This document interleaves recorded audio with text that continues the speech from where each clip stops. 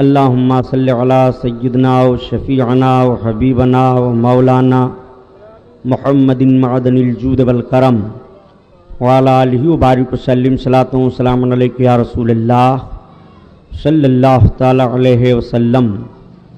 لا الہ الا اللہ محمد الرسول اللہ صلی اللہ تعالی علیہ وسلم۔ الحمدللہ الحمدللہ رب العالمین،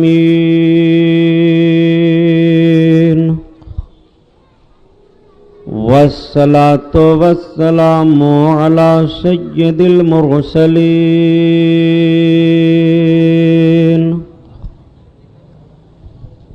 وعلی آلہ الطاہرین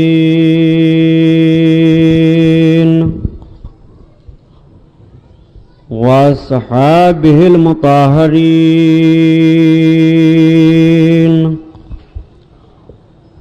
وابنہ الغوث العظم الجیلانی محی الدین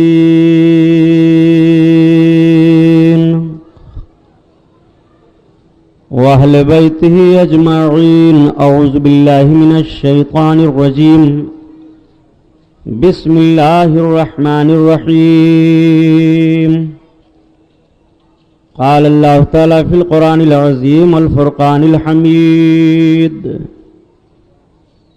والعصر ان الانسان لفی خسر الا الذین آمنوا وعملوا الصالحات وتواصوا بالحق وتواصوا بالصبر۔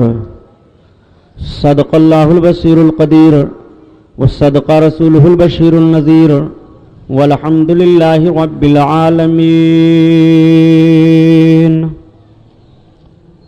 لائق صد احترام علماء اہل سنت، قابل قدر سامعین حضرات، اپنے اور ساری کائنات کے مرکز عقیدت حضور رحمت للعالمین شفیع المذنبین رسول گرامی وقار محبوب پروردگار دونوں عالم کے مالک و مختار حضور محمد الرسول اللہ صلی اللہ تعالی علیہ وسلم کے دربار پرانوار میں درود شریف کا نذرانہ پیش فرمائیں۔ پڑھیے بلند آواز سے، اللہم صلی علی سیدنا مولانا محمد معدن الجود والکرم وعلی آلہ وبارک وسلم صلاۃ و سلام علیک یا رسول اللہ صلی اللہ تعالی علیہ وسلم۔ پورا مجمع خیر و برکت کے لیے اور درود پاک پڑھ لیجیے، اللہم صلی علی سیدنا مولانا محمد معدن الجود والکرم وعلی آلہ وبارک وسلم صلاۃ و سلام علیک یا رسول اللہ صلی اللہ تعالی علیہ وسلم۔ حضرات گرامی، آج کا یہ عظیم الشان رحمت و نور میں ڈوبا ہوا ذکر شہدائے کربلا کے 12 روزہ پروگرام کا 7واں جلسہ ہے، جس میں ہم اور آپ شرکت کی سعادت حاصل کیے ہوئے ہیں۔ رب العزت شہیدان کربلا کے صدقہ و طفیل میں اس محفل نور کو قبول فرمائے، ہمارے اور آپ کے لیے ذریعہ نجات بنائے۔ میں نے کل کے عنوان میں خلیفہ دوم حضرت عمر فاروق اعظم رضی اللہ تعالی عنہ کے تعلق سے کچھ عرض کیا تھا۔ امیر المومنین خلیفہ دوم کی مقدس زندگی کے وہ گوشے آپ کے سامنے پیش کیے گئے تھے جس سے آپ کے ایمان کو جلا ملے اور اللہ کے رسول کے شیدائیوں کے تعلق سے آپ کے دل میں محبت کا چراغ جلے۔ آئیے حسب معمول نعت پاک رسول صلی اللہ تعالیٰ علیہ وسلم کے کچھ اشعار سن لیجئے، پھر بات آگے بڑھے۔ آقا کریم صلی اللہ تعالیٰ علیہ وسلم کی نعت پڑھنا عبادت ہے۔ جب مسجد نبوی کے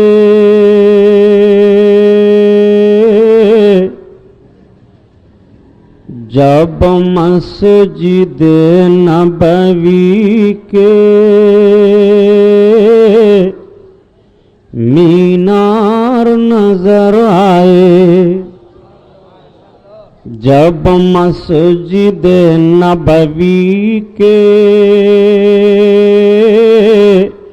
مینار نظر آئے، جب مسجد نبوی کے مینار نظر آئے، اللہ کی رحمت کے آثار نظر آئے، اللہ کی رحمت کے آثار نظر آئے، طیبہ کی ہواؤں میں، کعبے کی فضاؤں میں، یا رسول اللہ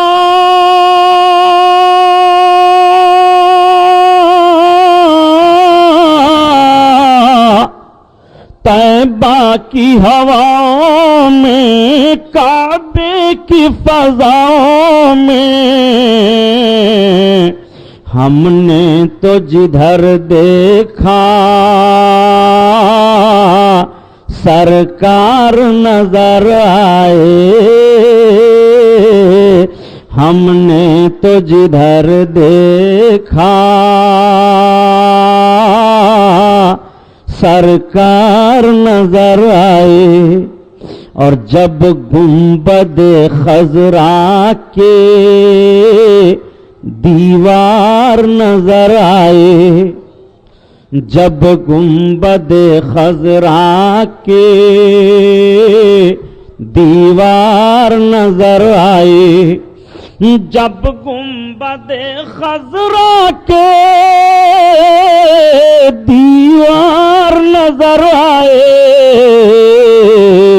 سرکار کے پہلو میں دو یار نظر آئے،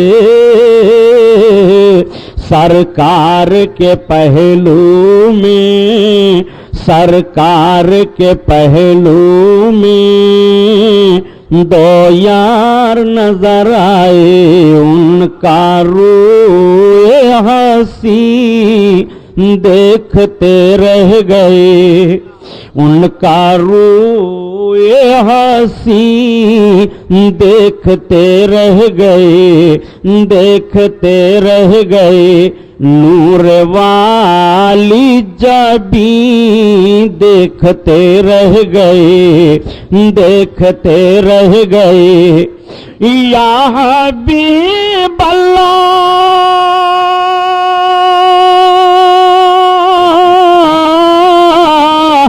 جس نے آقا کے تالوں کا بوسہ لیا،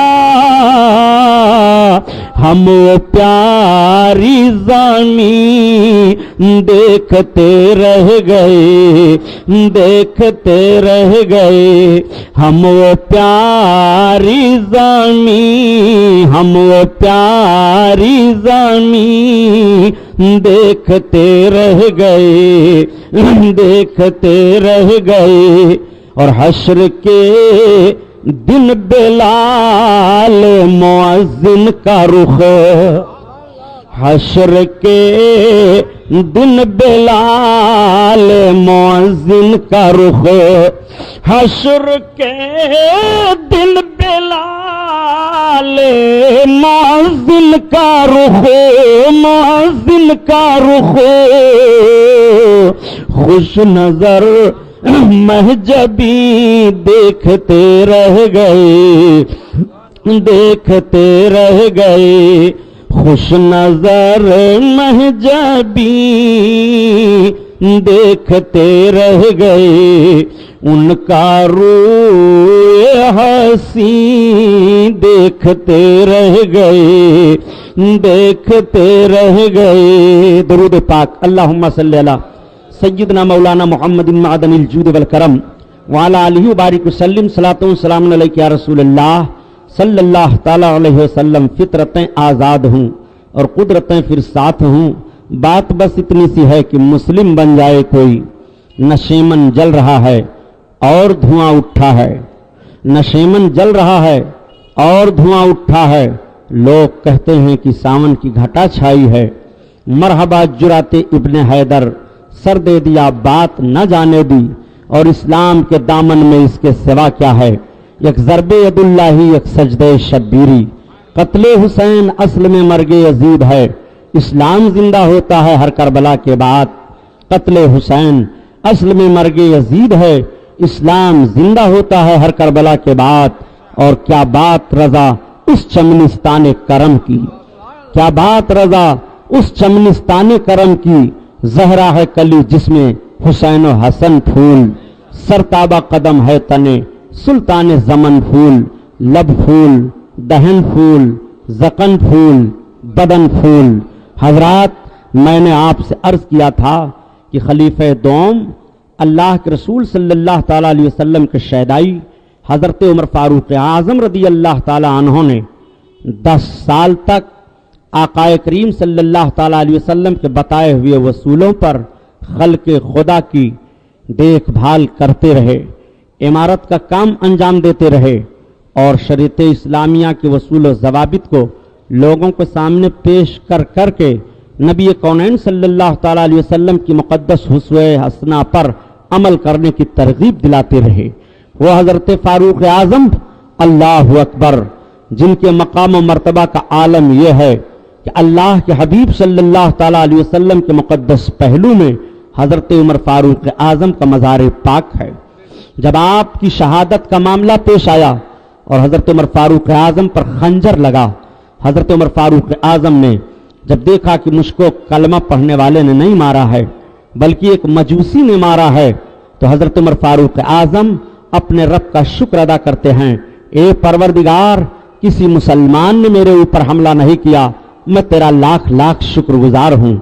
حضرت عمر فاروق اعظم رضی اللہ تعالیٰ عنہ نے ارشاد فرمایا اور وصیت کی، اے لوگو، سرکار دو عالم صلی اللہ تعالیٰ علیہ وسلم کی مقدس محبوبہ زوجہ عائشہ صدیقہ سے پوچھو اور اجازت لے لو، اگر وہ مجھ کو آقا کریم صلی اللہ علیہ وسلم کے قدم پاک میں دفن ہونے کے لیے اجازت دے دیں تو مجھے وہیں دفن کر دینا۔ چنانچہ حضرت ام المومنین عائشہ صدیقہ رضی اللہ تعالیٰ عنہا سے جب پوچھا گیا تو آپ راضی ہو گئیں۔ میرے آقا کی یہ محبوبہ زوجہ اور ام المومنین حضرت عائشہ صدیقہ کیوں ناراضی ہوتی؟ ایک موقع پر میرے آقا نے ارشاد فرمایا تھا کہ جو آدمی زمین کی جس مٹی سے بنا ہوتا ہے اس کی تدفین اسی مٹی میں ہوتی ہے، میں اور ابو بکر اور عمر ہم تینوں کا خمیر ایک ہے، ہم تینوں ایک جگہ کی مٹی سے پیدا کیے گئے ہیں۔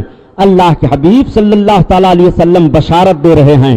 پہلے تو میرے آقا نے ارشاد فرمایا کہ جس زمین کی جس مٹی سے جس جہاں کے جو بنایا جاتا ہے جس کا خمیر، وہ وہیں دفن کیا جاتا ہے، اور اس کے بعد میرے آقا ارشاد فرماتے ہیں عمر، ابو بکر اور میں زمین کے ایک جگہ کی مٹی سے بنائے گئے ہیں۔ اللہ کے حبیب نے پہلے اشارہ دے دیا ہے کہ جہاں میں رہوں گا وہیں ابو بکر رہیں گے، جہاں میں رہوں گا وہیں عمر رہیں گے۔ اور کسے کہتے ہیں علم غیب؟ ذرا دیکھو نبی کونین صلی اللہ علیہ وسلم نے کس طرح سے اشارہ فرمایا ہے۔ اللہ کے حبیب صلی اللہ تعالیٰ علیہ وسلم فرماتے ہیں، اور حضرت عائشہ صدیقہ سرکار کی محبوبہ ام المومنین سے جب اجازت طلب کی جاتی ہے تو آپ اجازت دے دیتی ہیں۔ اب صحابہ کا مشورہ ہونے لگا کہ حضرت عمر فاروق اعظم کی کہ وصال شریف کے بعد مسلمانوں کا امیر کون بنے۔ بڑے بڑے صحابی موجود ہیں، حضرت عبد الرحمن ابن عوف ہیں، حضرت عبیدہ بن جراح ہیں، حضرت سعد بن وقاص ہیں، حضرت علی کائنات ہیں، حضرت عثمان غنی ہیں۔ یہ اولو العزم صحابہ کرام تھے جو بڑے بڑے جنگوں کو اور بھاری بھاری لڑائیوں کو فتح کر کے آقا کریم صلی اللہ تعالیٰ علیہ وسلم کی بارگاہ میں دیوانہ وار حاضر ہوا کرتے تھے۔ یہ عظیم صحابہ کرام موجود ہیں۔ مشورہ ہونے لگا کہ حضرت عمر فاروق اعظم کے بعد اب کس کو خلیفہ نامزد کیا جائے۔ حضرت ابو بکر نے تو اپنے حیات ظاہری میں حضرت عمر کو خلیفہ بنا دیا تھا، لیکن اب حضرت عمر کے بعد کس کو خلیفہ بنایا جائے؟ حضرت عمر نے کسی کو خلیفہ نہیں بنایا تھا۔ حضرت عمر نے چھوڑ دیا تھا کہ میری نگاہ میں عثمان اور علی ہیں، عثمان اور علی دونوں کو مسلمانوں کے سامنے پیش کیا جائے، اور مسلمان حضرت عثمان حضرت علی دونوں میں سے جس کو اپنا خلیفہ منتخب کر لیں وہی خلیفہ بنا دیا جائے گا۔ اتنا اشارہ، اتنا فرمان حضرت عمر فاروق اعظم رضی اللہ تعالیٰ عنہ نے جاری فرما دیا تھا۔ اب آؤ ذرا دیکھو کتنے سال تک حضرت عمر فاروق اعظم نے خلافت کی ہے؟ کم و بیش 10 برس تک.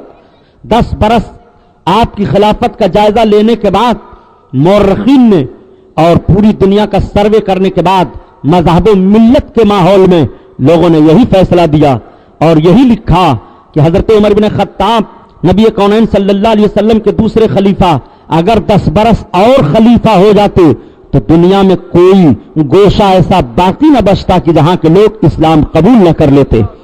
آپ ذرا تاریخ کا جائزہ لیں. دور فاروقی میں بہت فتوحات ہوئی ہیں. حضرت فاروق اعظم رضی اللہ تعالیٰ عنہ کے دور میں بیت المقدس فتح ہوا.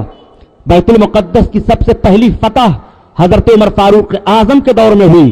اللہ کے رسول صلی اللہ تعالیٰ علیہ وسلم نے صحابہ کے سامنے ایک مرتبہ ارشاد فرمایا تھا اخرج اليہود والنصارى من جزیرۃ العرب، عرب کے جزیرہ سے نصرانیوں کو یہودیوں کو نکال دو. حضرت عمر فاروق اعظم کی خلافت کا جب دور آیا اور بیت المقدس فتح ہو گیا تو حضرت عمر فاروق اعظم نے اعلان فرما دیا تھا کہ عرب کے حدود میں اب نہ کوئی نصرانی رہ سکتا ہے نہ کوئی یہودی رہ سکتا ہے، اور سارے نصرانیوں اور یہودیوں کو نکال دیا تھا. رسول اللہ کے فرمان پر حضرت عمر فاروق اعظم نے اس طرح سے عمل فرمایا. آپ ذرا سا جائزہ لیں. نبی فرماتے ہیں کہ جزیرۃ العرب میں یہودیوں کا داخلہ نہ ہو، جزیرۃ العرب میں نصرانی داخل نہ کیے جائیں. لیکن یہ وقت کا المیہ نہیں ہے تو اور کیا ہے مسلمانوں؟ یہ سیرت رسول کو میٹ دینا نہیں ہے تو اور کیا ہے؟ رسول کونین صلی اللہ تعالیٰ علیہ وسلم کے فرمان عالی شان پر بجائے عمل کرنے کے نبی کے اس فرمان کو چھپا کر کے مسلمانوں کو گمراہ کرنے کا طریقہ نہیں ہے تو اور کیا ہے؟ کہ آج وہی حجاز مقدس، آج وہی صوبہ نجد، جن دونوں صوبوں کو ملا کر کے آج سعودی حکومت کہلائی جاتی ہے، جزیرے عرب کا ایک حصہ ہے. آج اسی مکہ المکرمہ سے صرف 150 کلومیٹر کی دوری پر نصارہ کی فوج اتاری جا رہی ہے. اسلام کے دشمنوں کو خوراک پیش کیا جا رہا ہے، ان کے تعیش کا سارا انتظام کیا جا رہا ہے. میں آپ سے پوچھنا چاہتا ہوں مکہ اور مدینہ شریف کے تعلق سے جو اپنے آپ کو اس وقت خادم الحرمین کہلاتے ہیں، ان کو خادم الحرمین بننے کا کوئی حق نہیں ہے، اس لیے کہ رسول اللہ کے قانون کے خلاف کیا جا رہا ہے. نبی نے تو ارشاد فرمایا تھا کہ جزیرے عرب میں کوئی یہودی کوئی نصارہ نہ رہنے پائے. یہ سرکار کا فرمان ہے. اور اس پر اور کس نے عمل کیا تھا؟ ذرا تاریخ کا جائزہ تو لو. اسلامی تاریخیں پڑھ کر کے اپنے ماضی کی طرف پلٹو تو. اسی لیے پیارے میں کبھی کبھی کہہ دیا کرتا ہوں وہ فضول سمجھ کر جسے بجھا دیا ہم نے، وہ فضول سمجھ کر جسے بجھا دیا ہم نے، وہی چراغ جلاؤ تو اجالا ہوگا، وہی چراغ جلاؤ تو اجالا ہوگا. اور پیارے بڑے دل جلے نے کہہ دیا کہ وہ اندھیرے ہی بھلے تھے کہ قدم راہ پہ تھے، وہ اندھیرے ہی بھلے تھے کہ قدم راہ پہ تھے، روشنی لائی ہے منزل سے بہت دور ہمیں. آپ ذرا تاریخ کا جائزہ لیں. جب ترکوں کی حکومت ہوئی ہے، میرے آقا صلی اللہ تعالی علیہ وسلم نے ترکوں کے تعلق سے بھی فرمایا تھا جب ترک اسلام قبول کرتے ہیں اور جب وہ اسلامی حدود کی حفاظت میں آتے ہیں تو 532 برس اسلامی حدود میں ترکوں نے یورپیوں کو داخل نہیں ہونے دیا تھا اور یورپیوں کے چھکے چھوڑا دیا تھا. صلاح الدین ایوبی نے وہ مضبوط فتح کا جھنڈا گاڑ دیا تھا. حضرت عمر فاروق اعظم کے دور میں بیت المقدس پہلی بار فتح ہوتا ہے اور دوسری مرتبہ حضرت صلاح الدین ایوبی کے دور میں فتح ہوتا ہے. صلاح الدین ایوبی کون تھے؟ جملہ آ گیا تو میں بتاتا چلوں. یہ تاریخ کا وہ مرد مجاہد ہے کہ 300 خاصان خدا کا سردار ہے. اللہ اکبر. ولایت کا وہ درجہ حضرت صلاح الدین ایوبی کو حاصل ہے. صلاح الدین ایوبی نے جب بیت المقدس کو فتح کیا تھا تو فتح کرنے کے بعد صلاح الدین ایوبی نے کہا آرنڈ کو گرفتار کیا جائے. یہ آرنڈ کون تھا؟ بیت المقدس کا حکمراں تھا. یروشلم کی ذمہ داری اس کو سونپی گئی تھی حکومت کرنے کی. اس کو گرفتار کیا گیا. حضرت صلاح الدین ایوبی نے حکم جاری فرما دیا کہ جتنے قیدی ہیں اگر یہ فدیہ دے کر کے اپنے آپ کو چھڑانا چاہتے ہیں تو چھڑا لیں، اجازت دی جا رہی ہے. سارے لوگوں نے فدیہ دے دے کر کے اپنے آپ کو چھٹکارا حاصل کرنا شروع کیا. لیکن صلاح الدین ایوبی نے کہا آرڈر کو قتل کیا جائے گا. جب اس نے سنا تو کہا اے مرد مجاہد اسلام کے سپہ سالار، میں آپ کو خزانے کا وہ حصہ بتا دیتا ہوں کہ نسلاً بعد نسلین آپ استعمال کرتے رہیں گے، خزانہ نہیں ختم ہوگا. میں اتنا فدیہ دینے کے لیے تیار ہوں، مجھے معاف کر دیا جائے. تو صلاح الدین ایوبی نے کہا تھا یروشلم کے سارے قیدیوں کو معاف کیا جا سکتا ہے مگر تمہاری زبان میں کاٹوں گا، تمہاری آنکھیں میں نکالوں लूंगा, तुम्हारी नाक में काटूंगा, तुम्हें वो दर्दनाक सजा दी जाएगी। तारीख पर, तारीख के सफहात पर ये जुमले लिख दिए जाएंगे। तो आर्नल्ड ने पूछा था, ए सलाहुद्दीन अय्यूबी, आखिर मैंने जुर्म क्या है, सजा मुझे दी जा रही है? तो सलाहुद्दीन अय्यूबी ने कहा, तू तारीख को दोहरा ले। जब तूने 12 हाजियों को गिरफ्तार किया था और 12 हाजियों ने कहा था कि हम बैतुल्लाह शरीफ को हज करने जा रहे हैं, तो तूने कहा था कि हमारे यरूशलेम से कोई हज करने के लिए नहीं जा सकता है, तुम कैसे जा रहे हो? तो उन लोगों ने कहा था, ए बैतुल मुक़द्दस यरूशलेम के हुक्मरान, हम पैगंबर इस्लाम नबी आखिरुज़्ज़मा का वास्ता देते हैं, तू हमें छोड़ दे, हमको हज करने के लिए जाने दे। तो तूने कहा था कि बुलाओ अपने नबी को मदद के लिए। बोल, तूने कहा था कि नहीं कहा था? याद करते हुए तारीख, तूने ये जुमला दोहराया था कि नहीं कि बुलाओ अपने नबी को मदद के लिए। हां तसरो अनाले मोहम्मद अलैहिस्सलातु तस्लीम, मैं मोहम्मद की तरफ से बदला लेने के लिए तैयार हूं, तेरी गुद्दी आज चीर दूंगा। गुस्ताख रसूल है तू, रसूलुल्लाह का गुस्ताख कभी भी माफ नहीं किया जाएगा। काट दी गई उसकी गर्दन और फिजा में सलाहुद्दीन अय्यूबी ने अपनी तलवार को लहराया और लहराने के बाद कहा कि दुश्मनाने मोहम्मद को जब तक इस तरह से सजाएं दी जाती रहेंगी, बैतुल मुक़द्दस तुम्हारे कब्जा में रहेगा और फतेह का झंडा तुम्हारा लहराता रहेगा। मेरे दोस्तों, तारीख का ये थोड़ा सा वर्क मैंने आपके सामने रखा। बताने का मकसद यह है कि हजरत उमर फारूक आजम के दौर में पहली बार बैतुल मुक़द्दस फतह हुआ। उसी बैतुल मुक़द्दस का मामला आज अखबारों में आप पढ़ते रहते हो। उसी बैतुल मुक़द्दस का मुतालबा किया जाता है। उसी बैतुल मुक़द्दस को यहूदियों के हाथ में देने के लिए पूरी ताकत लगा दी थी नसारा ने, और लगाने के बाद इसराइल नाम का एक मुल्क कायम कर दिया था और पूरी अक़वाम मुत्तहिदा से मनवा लिया था। ये वक्त का अलीमिया नहीं है तो और क्या है, ये तारीख का जनाजा नहीं है तो और क्या है, ये तनज़्ज़ुली की तरफ मुजाहिदीन को जाना नहीं है तो और क्या है। फितरतें आजाद हों और कुदरतें फिर साथ हों, बात बस इतनी सी है कि मुस्लिम बन जाए कोई। आप आओ जरा देखो, हजरत उमर फारूक आजम का एक तरीका तो मुलाहजा फरमाओ। पहाड़ की वादियों से तशरीफ ले जा रहे हैं, अकेले हैं, प्यास लगी, सूरज बड़ी शुआओं के साथ अपनी रोशनी बिखेर रहा है, माथे पर पसीना आ गया। आपकी निगाह पड़ती है कि एक चरवाहा बकरियों को चरा रहा है। आपने सोचा कि शायद इस चरवाहे के पास पानी हो, आप उसके करीब गए। आपने फरमाया, बकरियों के चराने वाले? उसने कहा हाँ। कहा तुम्हारे पास पानी है? कहा नहीं। कहा तुम्हारे पास पानी नहीं है? कहा मेरे पास पानी नहीं है। देखो मेरे दोस्तों, पानी मांग लेना कोई आर की बात नहीं है। पानी प्यास लग जाए तो हर कोई किसी से मांग सकता है। इसमें न छोटाई है न बड़ाई है कि फला से पानी मांग करके पिया, नहीं। ये पानी मांग लेना, प्यास लग जाए तो इंसान का एक फितरी तकाजा है। हजरत उमर फारूक आजम ने कहा तुम्हारे पास दूध है? कहा दूध भी नहीं है। कहा तो एक काम करो कि तुम अपनी किसी बकरी का दूध निकाल करके मुझे दे दो। कहा आप हमसे वो काम करवा रहे हैं, ये मेरी बकरियां नहीं हैं, मैं कैसे बकरी का दूध निकाल करके दे दूं? कहा तुम्हारी बकरियां नहीं है। कहा फिर किसकी है? कहा मेरे मालिक की बकरियां हैं, मैं चरवाहा हूं, मैं उजरत पर चरा रहा हूं। कहा तो एक काम करो कि तुम कोई बकरी हमारे हाथ पर कीमतन दे दो। कहा मैं अपने मालिक के अमानत में खयानत कैसे कर सकता हूं, मैं सिर्फ चरवाहा हूं, मुझे बेचने की इजाजत नहीं है, मैं अपनी किसी बकरी को नहीं दे सकता हूं। कहा मैं जब शाम को जाता हूं तो मेरा मालिक अपनी बकरियों को शुमार करता है, अगर मैं बेच दूंगा एक बकरी नहीं रहेगी तो मैं अपने मालिक को जवाब क्या दूंगा? कहा क्या तुम्हारा मालिक ये नहीं देखता है कि कभी कभी तुम्हारे रेवड़ों से जानवर बकरियों को उठा ले जाए? कहा हाँ उठा ले जाता है जानवर, मैं बता देता हूं कि जानवर उठा ले गया है, मेरा मालिक मुझे कुछ नहीं कहता है। कहा तो फिर मेरे हाथ पर एक बकरी दे दो, ऐसे ही तुम अपने जानवर से कह देना। हजरत उमर फारूक आजम ने देखा कि चरवाहा दियानतदार मालूम हो रहा है तो उसका इम्तिहान लेने लगे, सवाल पर सवाल आप करने लगे। आपने फरमाया कि तू नहीं दे सकता है? कहा मैं कतान नहीं दे सकता हूं, न दूध दे सकता हूं निकाल कर, न बकरी बेच सकता हूं, न आपको दूध निकालने की इजाजत दे सकता हूं, इसलिए कि मेरी जिम्मेदारी चरवाहे की जिम्मेदारी है। मैं इन बकरियों को अपने मालिक के सामने ले जाता हूं, जो बकरियां दूध देने वाली हैं, मेरा मालिक दूध निकालता है, अब मेरे मालिक का इख्तियार है अपना दूध बेचे या किसी को दे, मैं नहीं दे सकता हूं। हजरत उमर फारूक आजम ने फरमाया, ए बकरियों के चराने वाले, क्या तू मुझको पहचानता है कि नहीं? कहा मैं जानता हूं, आप वो आदमी हैं कि आप मुझको अपने मालिक के امانت میں خیانت کرنے کے لیے کہتے ہیں. حضرت عمر فاروق اعظم نے فرمایا اے چرواہے, جب تو نے پہلا لفظ کہا تھا کہ میں اپنے مالک کی امانت میں خیانت نہیں کروں گا تو میں نے جستجو شروع کر دی تھی اور میں تیرا امتحان لینے لگا تھا. سن, میں عمر بن خطاب ہوں, اتنا سننا تھا چرواہا کانپ جاتا ہے. آپ نے فرمایا تجھے کانپنے کی ضرورت نہیں ہے, سجدے شکر میں گر جاتے ہیں اور عرض کرتے ہیں پروردگار عالم, عمر بن خطاب کے دور حکومت میں اگر چرواہے ایسے امانت دار ہیں تو رحمتوں کی برسات ہوتی رہے گی, زمین پر خیر کا نزول ہوتا رہے گا, امن و امان کا چراغ جلتا رہے گا, امن کی شعائیں پھیلتی رہیں گی. ایک انسان انسانیت کے روپ میں رات اور دن گزارتا ہوا اپنی زندگی کو بتاتا ہوا چلا جائے گا. وہ حضرت عمر بن خطاب کی شان ہے.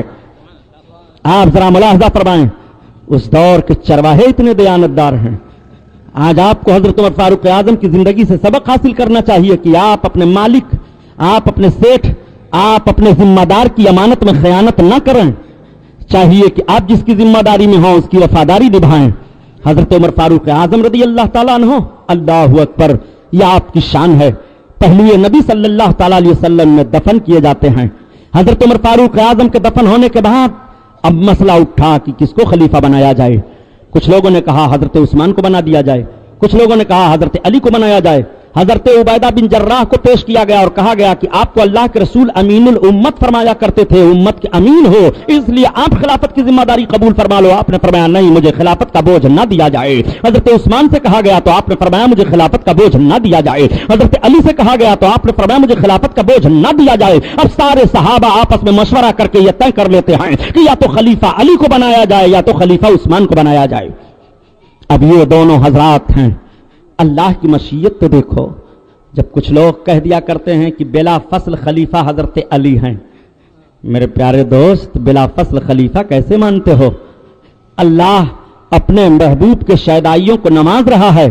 حضرت ابو بکر صدیق کو دنیا سے پہلے جانا ہے, وہ پہلے خلیفہ ہو گئے. حضرت عمر فاروق اعظم کو اس کے بعد جانا ہے, وہ دوسرے خلیفہ ہو گئے. حضرت عثمان غنی کو تیسرے مرتبے میں جانا ہے, وہ تیسرے خلیفہ ہو گئے. سب سے بعد میں حضرت علی کو جانا ہے, حضرت علی چہارم خلیفہ ہوئے. تم حضرت علی کو چہارم خلیفہ تسلیم بھی کر رہے ہو اور یہ بھی کہہ رہے ہو کہ حضرت علی بلا فصل خلیفہ ہیں. یہ تمہاری دیانتداری نہیں ہے, یہ تمہارا ایک مفروضہ ہے. اور ذرا دیکھو, اب حضرت عثمان اور حضرت علی سے پوچھا جا رہا ہے. چند معزز صحابہ مثلا جیسے حضرت عبد الرحمن ابن عوف, حضرت سعد بن وقاص, حضرت عبیدہ بن جراح, حضرت ابو ہریرہ اور دوسرے جملہ اصحاب حضرت عثمان سے کہتے ہیں کہ سارے صحابہ کا مشورہ ہو گیا کہ آپ دونوں میں سے کوئی خلیفہ بنے, تو آپ کو اگر بنایا جائے تو حضرت عثمان نے فرمایا نہیں. کہا علی کو بنا دیا جائے تو کہا علی کو بنا دیا جائے, میں تائید کرنے کے لیے تیار ہوں. حضرت علی سے جب پوچھا گیا تو حضرت علی نے فرمایا کہ میں تائید کرنے کے لیے تیار ہوں, حضرت عثمان غنی کو بنایا جائے. اب سارے صحابہ نے زور دے کر کے حضرت عثمان غنی کو خلیفہ بنایا. اللہ کے حبیب صلی اللہ تعالی علیہ وسلم کے تیسرے خلیفہ حضرت عثمان غنی ہوئے. یہ حضرت عثمان غنی کون ہیں؟ حضرت عثمان غنی وہ ہیں کہ حضرت عثمان غنی کو حضرت ابو بکر صدیق ملے. حضرت ابو بکر نے سرکار کی تعریفیں بیان کی تو حضرت عثمان نے کہا ابو بکر ابن قحافہ مجھے اللہ کے رسول کے پاس لے چلو. حضرت ابو بکر کی ترغیب دلانے پر حضرت عثمان اسلام قبول فرماتے ہیں, اور جب سرکار کی بارگاہ میں آئے اسلام قبول فرما لیتے ہیں تو گئے تو آپ کے چچاؤں نے, آپ کے خاندان والوں نے آپ پر حملہ شروع کر دیا, آپ کو چوٹیں پہنچانا شروع کر دی. مار پیٹ کی نوبت معاملے میں آ جایا کرتی تھی, لیکن حضرت عثمان غنی نے فرمایا کہ محمد کا کلمہ نہیں چھوڑوں گا. میں نے رسول اللہ کا کلمہ پڑھ لیا ہے, اب کلمہ تم نہیں چھوڑا سکتے ہو. لیکن بہت مالدار تھے حضرت عثمان غنی, بہت مالدار تھے حضرت عثمان غنی, اور تجارت میں بڑی دسترس آپ کو حاصل تھی, بہت تدبر رکھتے تھے.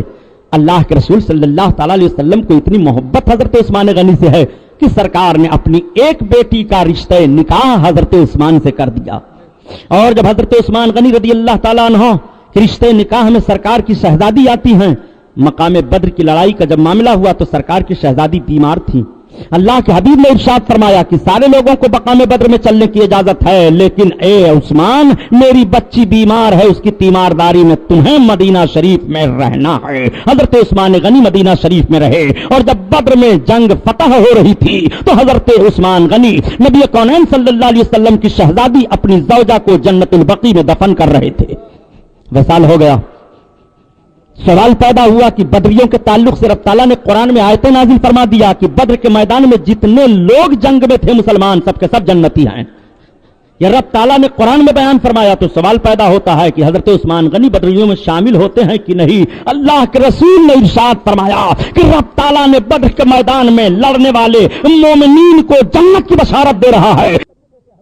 इसी तरीके से हजरत उस्मान गनी को माले गनीमत का हिस्सा दिया जाता है। तभी तो आला हजरत अजीमुल बरकत फरमाते हैं कि तू अपने नबी की शान को देखना चाहता है, कौन देता है देने को मुंह चाहिए, कौन देता है देने को मुंह चाहिए, मुंह चाहिए और देने वाला है सच्चा हमारा नबी, हमारा नबी। अल्लाह अल्लाह, आप जरा मुलाहजा फरमाइए, वो हजरत उस्मान गनी हैं। जब सरकार की शहजादी का वसाल हो गया तो अल्लाह के रसूल ने अपनी दूसरी साहिबजादी का भी निकाह हजरत उस्मान से फरमा दिया। आका इरशाद फरमाते हैं, अगर मेरे पास और बेटियां होती तो ये के बाद दीगरे में उस्मान के साथ निकाह कर देता। उस्मान वो शर्मीले हैं, वो हयादार हैं कि फरिश्ते इनसे शर्म करते हैं। हजरत उस्मान गनी की हया बड़ी मशहूर है, बड़े शर्मीले थे। हजरत उस्मान गनी के शर्म हया का हाल यह था कि दो शीजा लड़कियां इस तरह शर्म हया नहीं कर पाती हैं। मुर्रखीन ने बिला तमसील समझो जो बताया है कि हजरत उस्मान गनी को शर्म हया था। ये शर्म हया ईमान के दर्जों में से एक दर्जा है। अल हयाउ शुअबतुम मिनल ईमान, रसूलुल्लाह का फरमान है कि हया ईमान का दर्जा है। अब आप जरा गौर फरमाइए कि आपको हया है कि नहीं, आपको शर्म है कि नहीं। हजरत उस्मान गनी ऐसे हयादार हैं कि फरिश्ते उनसे शर्म फरमाते हैं। मेरे दोस्त, नबी कौनैन के इस जुमले पर गौर तो फरमाओ कि हया ईमान का दर्जा है। बेहयाई की तरफ क्यों भाग रहे हो? आज जो जो चीजें हया को तोड़ने वाली हैं वो बेहयाई कहलाती हैं। मुसलमान ईमान रखने वाला बेहयाई की तरफ नहीं जाता है, इसलिए कि बेहयाई बेईमान होने की पहचान बताई गई है और हयादार होना ये ईमान का दर्जा बताया गया है। इसलिए हयादार बनो, हया करो, शर्म करो। किससे हया करोगे? हया का मफहूम क्या होता है, इस पर एक अलग तकरीर हो जाएगी। बात चल रही है हजरत उस्मान गनी रदी अल्लाह ताला अन्हु की। हजरत उस्मान गनी का एहतराम जरा देखो। हजरत उस्मान गनी रदी अल्लाह ताला अन्हु जब सरकार के दस्ते पाक पर, दस्ते नबुवत पर अपने हाथ को रख करके इस्लाम कबूल किए, दाहिने हाथ को सरकार के दस्ते करीम में दिया था हजरत उस्मान गनी ने। उसी तारीख से हजरत उस्मान गनी ने अपने दाहिने हाथ को कभी भी शर्मगाह पर लगाया नहीं। एहतराम मुलाहजा करो, नबी को अपनी तरह समझने वालों। रसूलुल्लाह सल्लल्लाहु अलैहि वसल्लम के शहदाई की मोहब्बत मुलाहजा फरमाओ। हजरत उस्मान गनी फरमाते हैं कि जब से मैंने अपने इस हाथ को नबी के हाथ पर रखा है, मैंने कभी भी अपनी शर्मगाह पर नहीं लगाया। वो एहतराम है हजरत उस्मान गनी का। आप जरा कुर्बान जाओ हजरत उस्मान गनी पर। अल्लाहु अकबर। हजरत उस्मान गनी नबी कौनैन सल्लल्लाहु अलैहि वसल्लम की बारगाह में एक मर्तबा हाजिर आए। अर्ज करते हैं, या रसूल अल्लाह, आज मैं आपकी दावत लूंगा, सरकार मेरी दावत कबूल फरमाएं। और मैंने ये तय कर लिया है कि मेरे घर तक नबी के जितने कदम पड़ेंगे, मैं हर हर कदम पर एक एक गुलाम आजाद करता जाऊंगा। एक एक गुलाम को आजादी मिलेगी। जरा ज़हन फिक्र देखो, अब तो गुलामी का दौर ऐसा रह नहीं गया। आज हम जिस्मानी तौर पर लोगों के गुलाम नहीं हैं, ज़हनी तौर पर गुलामी हमने कबूल कर ली है, फिक्री तौर पर गुलामी कबूल कर ली है हमने, अमली तौर पर हम गुलाम हो गए हैं। लेकिन अरब का वो माहौल बता रहा है कि फिक्री तौर पर भी गुलामी थी और जिस्मानी तौर पर भी दूसरे के गुलामी में थे। जिस्मानी तौर की गुलामी की आजादी हजरत उस्मान गनी अर्ज करते हैं, या रसूल अल्लाह, आज मैंने ये इरादा कर लिया है कि मेरे आका के कदम पाक जितनी तादाद में पड़ेंगे मेरे घर तक, मैं एक एक गुलाम आजाद करता चला जाऊंगा। हजरत उस्मान गनी ने सरकार की बारगाह में दावत पेश कर दी। नबी कौनैन ने फरमाया सहाबा से, चलो उस्मान के घर दावत है। सहाबा चले, अल्लाह के हबीब चले। हजरत उस्मान गनी आकाए करीम के कदम पाक को गिनते चले जा रहे हैं, शुमार करते चले जा रहे हैं। जितने कदम पड़े उतने गुलामों को आपने आजाद फरमा दिया। बड़ा अच्छा खाना तैयार किया गया। नबी कौनैन सल्लल्लाहु अलैहि वसल्लम दावत तनाउल फरमा लेते हैं। हजरत अली भी मौजूद थे। حضرت علی کا چہرہ اداس ہے. وہ اپنے گھر آئے. نبی کونین صلی اللہ علیہ وسلم کی شہزادی حضرت خاتون جنت فاطمہ زہرا کی نگاہ پڑ گئی. پوچھ پڑتی ہیں رسول اللہ کی بیٹی ہیں, اپنے شوہر کو خوش دیکھنا چاہتی ہیں. عرض کرتی ہیں علی آج آپ کا چہرہ اداس لگ رہا ہے, آج آپ کے چہرے پر ہنسی خوشی کے آثار نہیں دکھائی دے رہے ہیں, معاملہ کیا ہے؟ حضرت علی کچھ نہیں بولے. دوبارہ پھر حضرت خاتون جنت نے سوال کر دیا. آپ نے فرمایا فاطمہ سنو, آج میرے بھائی عثمان نے سرکار کی دعوت لی ہے, اور سرکار جب دعوت کھانے کے لیے تشریف لے چلے آپ کے گھر تو حضرت عثمان آقا کے ایک ایک قدم کو شمار کرتے رہے. جب آقا نے پوچھا ایسا کیوں کر رہے ہو تو انہوں نے عرض کیا یا رسول اللہ آج جتنے قدم میرے گھر تک آپ کے پڑیں گے میں اتنے غلام آزاد کروں گا. بڑے اچھے انداز سے نبی کونین کی دعوت اور اس طرح سے سرکار کے قدموں پر قربانی پیش کی ہے. اے فاطمہ اگر کاش میرے پاس بھی اتنا سامان ہوتا تو میرے دل میں خواہش تھی میں بھی اپنے آقا کی دعوت کر لیتا. اتنا سننا تھا. نبی کی بیٹی کے آنکھوں میں آنسو آ گئے. خاتون جنت کو اپنے شوہر کی ناز برداری منظور ہے. حضرت خاتون جنت فاطمہ زہرا کو گوارا نہ ہوا کہ اللہ کے رسول صلی اللہ تعالی علیہ وسلم کے قدم آوری کے لیے گھر پر ان کا چہرہ اداس رہے. ارشاد فرماتی ہیں اے علی جاؤ اللہ کے رسول کو دعوت پیش کر دو, انتظام ہو جائے گا. مولا کائنات اپنے گھر کا سارا احساسہ جان رہے ہیں. گھر میں کھانے کی کتنی چیزیں ہیں, گھر میں پینے کے لیے کتنی چیزیں ہیں, گھر میں ہمارے پاس کون کون سا سامان ہے, مولا کائنات کو سب معلوم ہے. لیکن رسول اللہ کی بیٹی پر حضرت علی کو کتنا اطمینان. حضرت دیکھو حضرت علی کو یہ یقین ہو گیا کہ میرے گھر میں اگرچہ کوئی سامان نہیں ہے لیکن نبی کی بیٹی نے کہا ہے فاطمہ زہرا کی زبان رد نہیں ہو سکتی ہے, انتظام ضرور ہو جائے گا. اپنے دل کو تسلی دیا, قدم آگے بڑھاتے ہیں. نبی کی بارگاہ میں پہنچ گئے. عرض کرتے ہیں یا رسول اللہ آج میرے بھی گھر پر آقا کی دعوت ہے. نبی کونین نے موجود صحابہ سے فرمایا چلو سب کی سب علی کے گھر دعوت ہے. حضرت مولا کائنات آ گئے. خاتون جنت نے کیا کیا؟ حضرت خاتون جنت نے کھانا تیار کرنے کا برتن چولہے پر رکھ دیا, مصلی بچھایا, رب کی عبادت کر رہی ہیں, آنکھوں سے آنسو جاری ہو گئے. عرض کرتی ہیں پروردگار تیرے نبی کی بیٹی خاتون فاطمہ زہرا ہے. میرے مولا میں نے تیرے محبوب کی خوشی کے لیے اپنے شوہر کو اجازت دی ہے اور تیرے محبوب میرے گھر پر آنے والے ہیں. پروردگار فاطمہ کی لاج رکھ لے. نبی کی بیٹی دعا کر رہی ہیں. حضرت خاتون جنت کو خوشبو آئی, مصلی اٹھا لیا, کھانے پینے کا سب سامان تیار ہے. حضرت فاطمہ زہرا جب ہانڈی کے ڈھکن کو الٹ کر کے دیکھتی ہیں تو ایسا خوشبودار کھانا موجود ہے, ایسا خوشبودار کھانا موجود ہے کہ اور گھروں میں ایسی خوشبو نہیں آئی ہے. نبی کونین پہنچ گئے. حضرت رسول کائنات کے صحابہ پہنچ گئے. دسترخوان لگ گیا, کھانا چنا گیا. ذرا نبی کونین صلی اللہ علیہ وسلم کی مسکراہٹ تو دیکھو, کھانا سب تناول فرما رہے ہیں. میرے نبی کے لبہائے ناز پر مسکراہٹ آ گئی. آقا فرماتے ہیں اے میرے صحابہ آج علی کے گھر تم جنت کا کھانا کھا رہے ہو. اتنا سننا تھا, صحابہ مچل گئے. عرض کرتے ہیں یا رسول اللہ علی کے گھر ہم جنت کا کھانا کھا رہے ہیں. ہاں جنت کا کھانا علی کے گھر کھا رہے ہو. اللہ کے حبیب نے ارشاد فرمایا اے میرے صحابہ یہ علی کے گھر جنت سے کھانا جبریل لائے ہیں, اللہ نے عطا فرما دیا ہے. پتہ یہ چلا کہ سب سے پہلے جنتی کھانا مل رہا ہے تو علی کے گھر سے مل رہا ہے, جنتی کھانا مل رہا ہے تو علی کے دروازے سے مل رہا ہے. آپ ذرا ملاحظہ فرمائیے, صحابہ خوش ہو گئے. حضرت علی کو بڑی خوشی ہے. خاتون جنت نے مصلی بچھایا, رب کی بارگاہ میں عرض کر رہے ہیں اے پروردگار عثمان غنی نے نبی کے سامنے کھانا پیش کیا تھا, تو نے رحم کا فضل فرمایا اور تو نے عزت بخشی. میرے پروردگار جنت سے کھانا آ گیا, میرے آقا تناول فرما رہے ہیں, سرکار کے شیدائی کھا رہے ہیں. اے پروردگار نبی کونین کے قدم جتنے پڑے تھے عثمان غنی کے گھر اتنے غلاموں کو انہوں نے آزاد کیا تھا. اے میرے مولا میرے گھر پر آقا کریم کے جتنے قدم پڑے ہیں تب تک حضرت جبریل علیہ السلام بارگاہ رسالت میں آ گئے. عرض کرتے ہیں یا رسول اللہ فاطمہ زہرا کا سجدہ رب نے قبول فرما لیا ہے. آپ کے گھر عثمان غنی کے گھر آپ آ رہے تھے, جتنے قدم پڑے ہیں اتنے غلاموں کو آزاد کیا ہے, مگر فاطمہ کے ایک سجدہ کے بدلوں میں آپ کے ہزاروں امتیوں کی مغفرت ہو رہی ہے. رب تعالیٰ نے بخشش کا پروانہ عطا فرما دیا ہے. یہ وہ حضرت علی کا گھر ہے کہ علی کے گھر سے جنتی کھانا بھی مل رہا ہے اور علی کے گھر سے نجات کا پروانہ مل رہا ہے. آپ ذرا غور فرمائیں, حضرت عثمان غنی یہ ہیں. حضرت عثمان غنی رضی اللہ تعالیٰ عنہ, اللہ اکبر, 12 برس کم و بیش آپ نے حکومت کے فرائض کو انجام دیا. آپ عمارت کی ذمہ داریوں کو سنبھالتے رہے. 12 برس کے درمیان بہت ساری جنگیں ہوئی, بہت سارے فتوحات ہوئے, آپسی بہت سارے اختلافات ہوئے. ایک الزام حضرت عثمان غنی پر لگایا گیا اور وہ الزام لگانے والے کون تھے؟ کچھ یہودی ذہن و فکر رکھنے والے کچھ اقتدار و حوث کے لالچی ایسے تھے فساد برپا کرنے والے، انہوں نے ذہن و فکر دے دیا کہ عثمان غنی حکومت کے عہدوں پر اپنے رشتہ داروں کو متعین فرماتے ہیں۔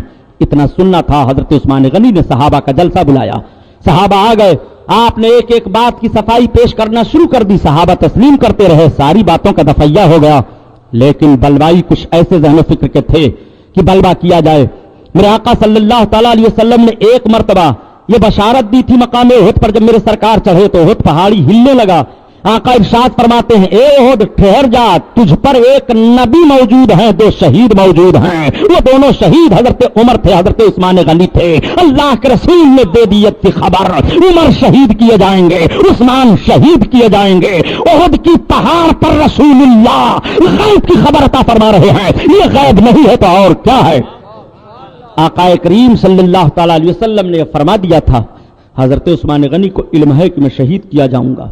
بلوائیوں نے گھیرا، اور جب گھیرا بلوائیوں نے، حضرت عثمان غنی کا احترام ملاحظہ فرماؤ، لوگوں نے کہا کہ ان باغیوں کے خلاف تلوار اٹھائی جائے، آپ نے کہا میں اپنے جان کی قربانی دے دوں گا لیکن شہر رسول میں خون نہیں بہاؤں گا، شہر رسول میں خون نہ بہے، یہ دارالامن ہے، رسول اللہ کے شہر میں خون عثمان کے ہاتھ سے نہیں بہ سکتا ہے، اعلی حضرت پر قربان جاؤ۔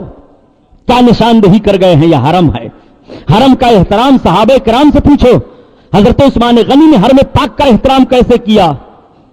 مدین حرم کی زمین اور قدم رکھ کے چلنا، حرم کی زمین اور قدم رکھ کے چلنا،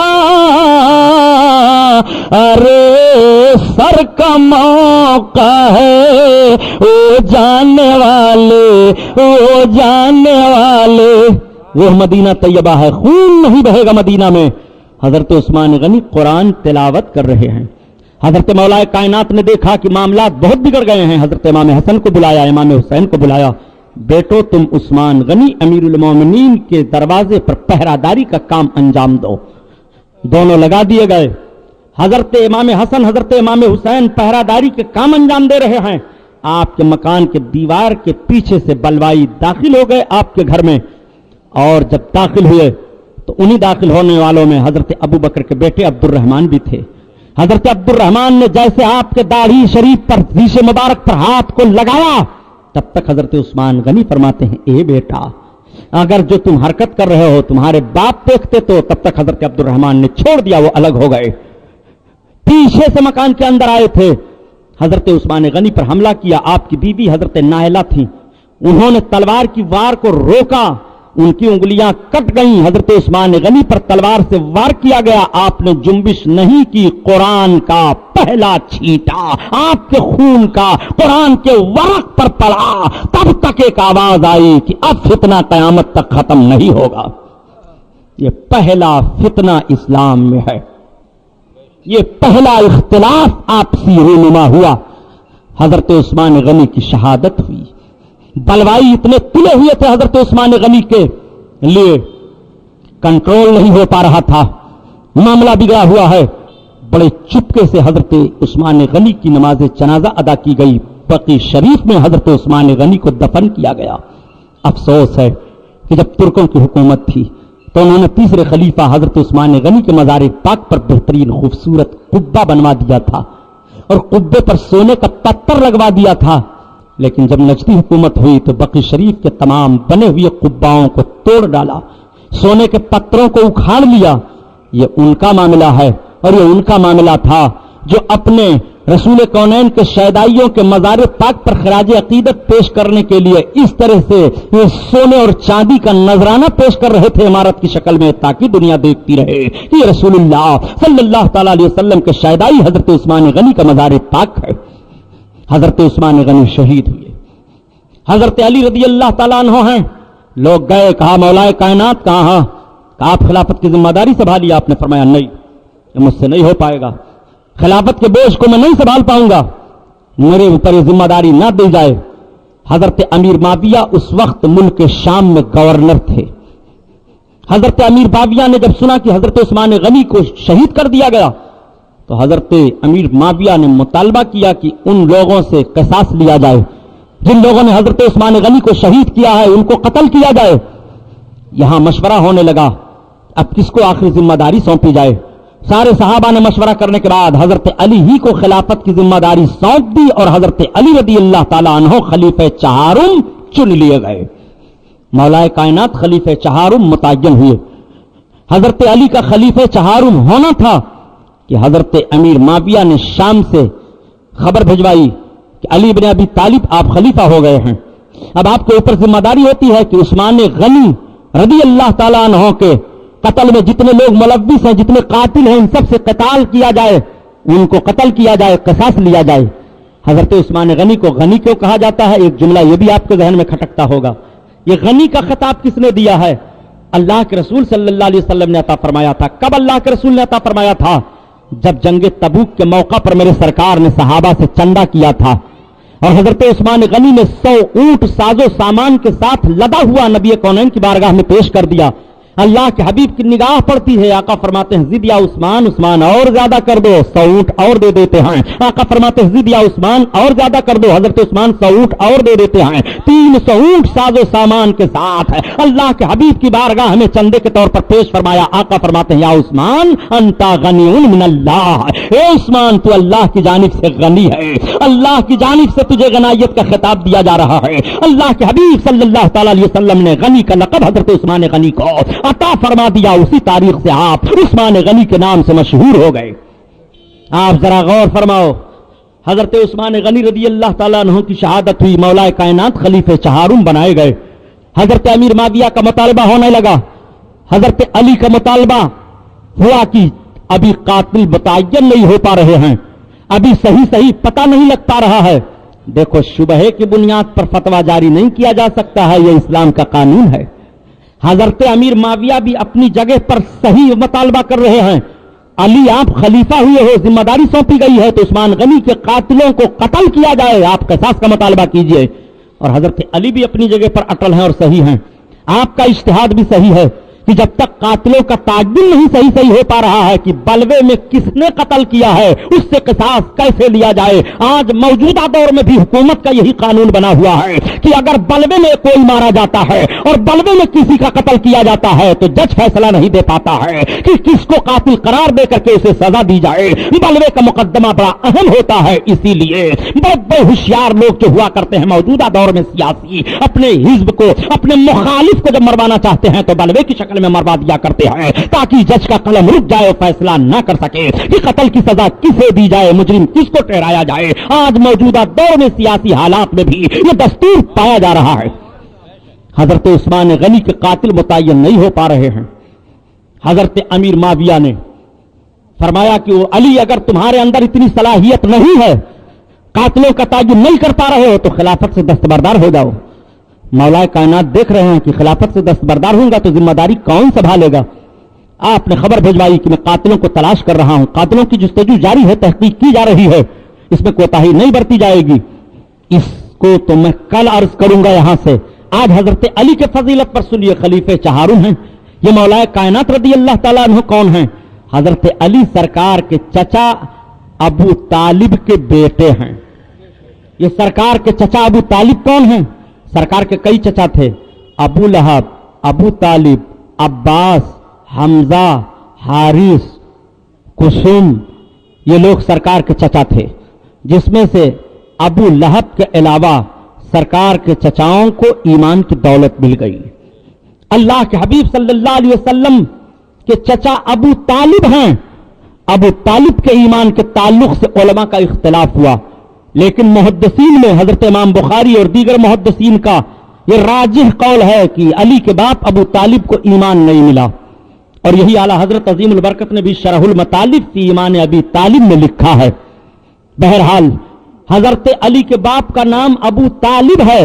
ابو طالب یہ کون تھے؟ سرکار کے چچا تھے اور سرکار سے بڑی محبت رکھا کرتے تھے. اتنی محبت سرکار سے رکھتے تھے کہ جب سرکار نے نبوت کا اعلان فرمایا اور کافروں نے مطالبہ کیا مکہ کے لوگوں نے کہ ابو طالب اپنے بھتیجے کو روکو، اگر ان کو مکہ کی سرداری چاہیے تو ہم دینے کے لیے تیار ہیں، کسی حسین و جمیل لڑکی سے شادی چاہیے تو ہم کرنے کے لیے تیار ہیں، उनको जरो जवाहरात चाहिए तो हम देने के लिए तैयार हैं। तो हजरत अली के बाप अबू तालिब ने कहा था, ए बेटा, ये देखो कुफारा ने, ये देखो सरदाराने मक्का क्या कह रहे हैं। तो अल्लाह के हबीब ने इरशाद फरमाया, ए चचा, अगर ये मेरे एक हाथ में सूरज को ला करके रख दें और दूसरे हाथ में चांद को रख दें, जब भी इस्लाम की तबलीग बंद नहीं करूंगा। मैं जो कह रहा हूं वो रब की तरफ से हक कह रहा हूं। इन्नी रसूलुल्लाह, मैं अल्लाह का रसूल हूं। क़ुलू ला इलाहा इल्लल्लाह तुफ़्लिहू, तुम सबके सब कलमा पढ़ो, फलाह पा जाओगे। हजरत अली के बाप अबू तालिब खामोश रहे। साथ वो अब उनकी मौत का वक्त जब करीब आया, नबी कौनैन सल्लल्लाहु अलैहि वसल्लम तशरीफ ले गए। चचा, आप कलमा पढ़ लो, बख्शिश की जिम्मेदारी मैं लेता हूं। कलमा पढ़ लो, एक मर्तबा अपने जबान से कलमा पढ़ लो, बख्शिश की जिम्मेदारी मैं लेता हूं। तो यहीं पर इख्तिलाफ हो जाता है। कुछ मुहद्दिसीन तो कहते हैं, तारीख लिखने वाले, कि उन्होंने आखिर वक्त में कलमा पढ़ा। हजरत दहलान मक्की रहमतुल्लाह ताला अलैह उनके ईमान के कायल हैं और दूसरे भी उलमा कायल हैं, लेकिन राजिह कौल यही है कि उन्होंने कलमा नहीं पढ़ा। अल्लाह के रसूल सल्लल्लाहु ताला अलैहि वसल्लम के चचा हैं, इंतकाल हो गया। हजरत अली ने आकर के अर्ज किया कि या रसूल अल्लाह, वालिद का इंतकाल हो गया, वो इस दुनिया से गए। अल्लाह के रसूल ने इरशाद फरमाया कि जाओ गढ़ा खोद डालो। गढ़ा खोदने के बाद ले जाओ, अबू तालिब को दफन कर दो। गढ़ा तैयार किया गया, लेकर के गए। हजरत अली के बाप अबू तालिब को दफन कर दिया गया। ऐसे मौका पर भी बाप का एहतराम बरकरार रखा गया। बाप इस्लाम में दाखिल नहीं है, लेकिन बाप है, जब भी बेटे को अपने बाप का एहतराम करना जरूरी है। हां, जब बाप गुनाह का हुक्म दे तब बेटा इनकार कर जाएगा कि मैं आपका कहना नहीं मानूंगा। बाकी और जिंदगी के जो लवाजमात हैं, उन लवाजमात में बच्चे पर जरूरी है कि बाप का एहतराम करे। ऐसा फैसला कौन देगा? मज़हब इस्लाम का कानून दे रहा है। हजरत अली ने अपने बाप को दफन कर दिया, चले आए। हजरत अली रजी अल्लाह ताला अन्हु इस्लाम कब लाए थे? 8 बरस की उम्र शरीफ आपकी थी हजरत अली की। आपका बचपन था, अल्लाह के रसूल सल्लल्लाहु ताला अलैहि वसल्लम की तरबियत में थे। सरकार की खिदमत तो अबू तालिब अली के बाप कर रहे थे। हजरत अली बिल्कुल छोटे हैं, सरकार की खिदमत में बाप ने कर दिया अली को। मोहम्मद, अली की तरबियत तुम्हारे जिम्मा है, अली की परवरिश तुम्हारे जिम्मा है। हजरत अली की तरबियत, हजरत अली की परवरिश, निगहदाश्त, देखभाल सब अल्लाह के रसूल कर रहे हैं।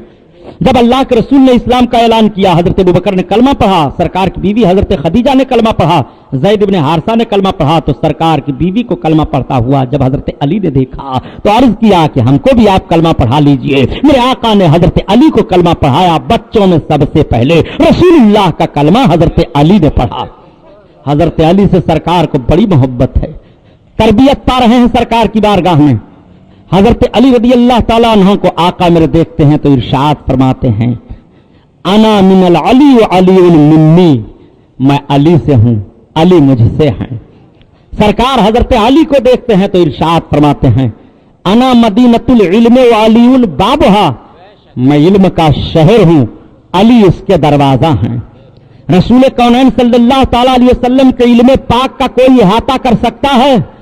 नबी कौनैन सल्लल्लाहु अलैहि वसल्लम को कितना इल्म है, क्या कोई बता पाएगा? अलावा अल्लाह के कोई अपने महबूब का इल्म नहीं जानता है, रब जानता है। जितना रसूलुल्लाह को इल्म दिया अल्लाह के हबीब जानते हैं, जितना उनको रब की बारगाह से मिला। अब अगर ये शुमार करें कि नबी को ये इल्म नहीं है, ये इल्म नहीं है, नबी ये नहीं जानते हैं, नबी वो नहीं जानते हैं, नबी को ये नहीं मालूम है, तो कुरान ने फैसला कर दिया, वो अल्लमका मालम तकुन तालम काना फदलुल्लाह अलैका अज़ीमा। नबी जो नहीं जानते थे रब ने सब बता दिया। अब क्या कहोगे कि नबी नहीं जानते थे? रब फरमाता है जो नहीं जानते थे वो बता दिया हमने, तो आप क्यों कह रहे हो कि नबी ये नहीं जानते थे, वो नहीं जानते थे? ये कौन सी सीरत है? आओ जरा देखो, बात चल रही है हजरत अली की। हजरत अली रदी अल्लाह ताला अन्हु सरकार की तरबियत में है, आका की खिदमत में है। हजरत अली को आका फरमाते हैं, अना मदीनतुल इल्म व अलीउल बाबहा, मैं इल्म का शहर हूं, अली उसके दरवाजा हैं। आप जरा गौर तो फरमाइए कि शहर बगैर दरवाजा के होता है? शहर की एक हदें होती हैं। पहले दौर में जब शहर आबाद किया जाता था तो उसके लिए दीवारें बनाई जाती थी, मोटी मोटी दीवारें जो शहर की फसीलें हुआ करती थी, और दरवाजे रखे जाते थे। जिस तरफ से रास्ता होता उस तरफ दरवाजा रखा जाता था। बगैर उस दरवाजा के कोई शहर में दाखिल नहीं हो सकता। आपके बंबई में भी दरवाजा है आने के लिए, रेलवे लाइन दरवाजा है, ये मोटर सड़क दरवाजा है, ये सब रास्ते बनाए गए हैं कि आपको बंबई में आना है तो मोटर के जरिया से आना चाहते हो तो भी सड़क बनी हुई है, उसी जरिया से जाओ। अगर तुम रेल के जरिया से आना चाहते हो तो उसी जरिया से आओ, हवाई जहाज के जरिया से आना चाहते हो तो फिजा में भी जहाज के लिए रास्ता मुतय्यन कर दिया गया है, जो लकीर मुतय्यन कर दी गई है सूरज की शुआओं में। उस लकीर से न जहाज इधर जा सकता है न उस लकीर से जहाज उधर जा सकता है। जब जहाज अपने लकीर पर चलना छोड़ देता है तो खतरा होता है और जहाज का एक्सीडेंट हो जाता है। इस मौजूदा दौर में भी यह तरीका है। पहले दौर में फसीलें बनाई जाती थी, आज भी दिल्ली वगैरह आप जाकर के देखें, आज भी जाइए आप शहरों में मुलाहजा कीजिए, आज भी बड़ी बड़ी फसीलें दिखाई दे रही हैं, आज भी उनके दरवाजे दिखाई दे रहे हैं। आकाए करीम ने इरशाद फरमाया, मैं इल्म का शहर हूं। शहर में हर चीजें होती हैं, शहर में हर किस्म के इदारे होते हैं, शहर में हर किस्म की मालूमात होती है, शहर में हर किस्म के हिकमत वाले होते हैं। नबी फरमाते हैं मैं शहर हूं, नबी के खजाना को पता नहीं लगा सकते और प्यारे इल्म का शहर हूं। जब नबी ने फरमा दिया मैं इल्म का शहर हूं तो अब नबी को कौन सा इल्म नहीं है। यही तो वजह है कि ऊंट भी फरियाद कर रहा है तो नबी उसकी फरियाद सुन रहे हैं, चिड़िया फरियाद कर रही हैं तो नबी उनकी फरियाद सुन रहे हैं, हिरन फरियाद कर रही है तो नबी उनकी फरियाद को सुन रहे हैं, इंसान फरियाद कर रहा है तो नबी उनकी फरियाद को सुन रहे हैं, जिन्नात फरियाद कर रहे हैं तो जिन्नातों की फरियाद नबी सुन रहे हैं। सांप बिच्छू गोजर जितने चरिंद परिंद हैं जो नबी की बारगाह में फरियाद कर रहे हैं, नबी सबकी फरियाद को सुन रहे हैं। अल्लाह के हबीब तशरीफ फरमा है, तब तक एक सांप रेंगता हुआ मजमे सहाबा में आ गया। सहाबा उठे कि मारा जाए, अल्लाह के रसूल ने फरमाया नहीं मत मारो, मेरे सरकार का फरमान है कि मूजी जानवर को ईजा देने से पहले पहले कत्ल कर दो। मगर अल्लाह के रसूल ने उस सांप को मारने से रोक दिया। वो सांप घुसता चला आया, सरकार के कदमों पर पहुंच गया, अपने फन को फैलाया, आका के कदमों पर रखा, कदमों पर रख करके वो बढ़ता जा रहा है।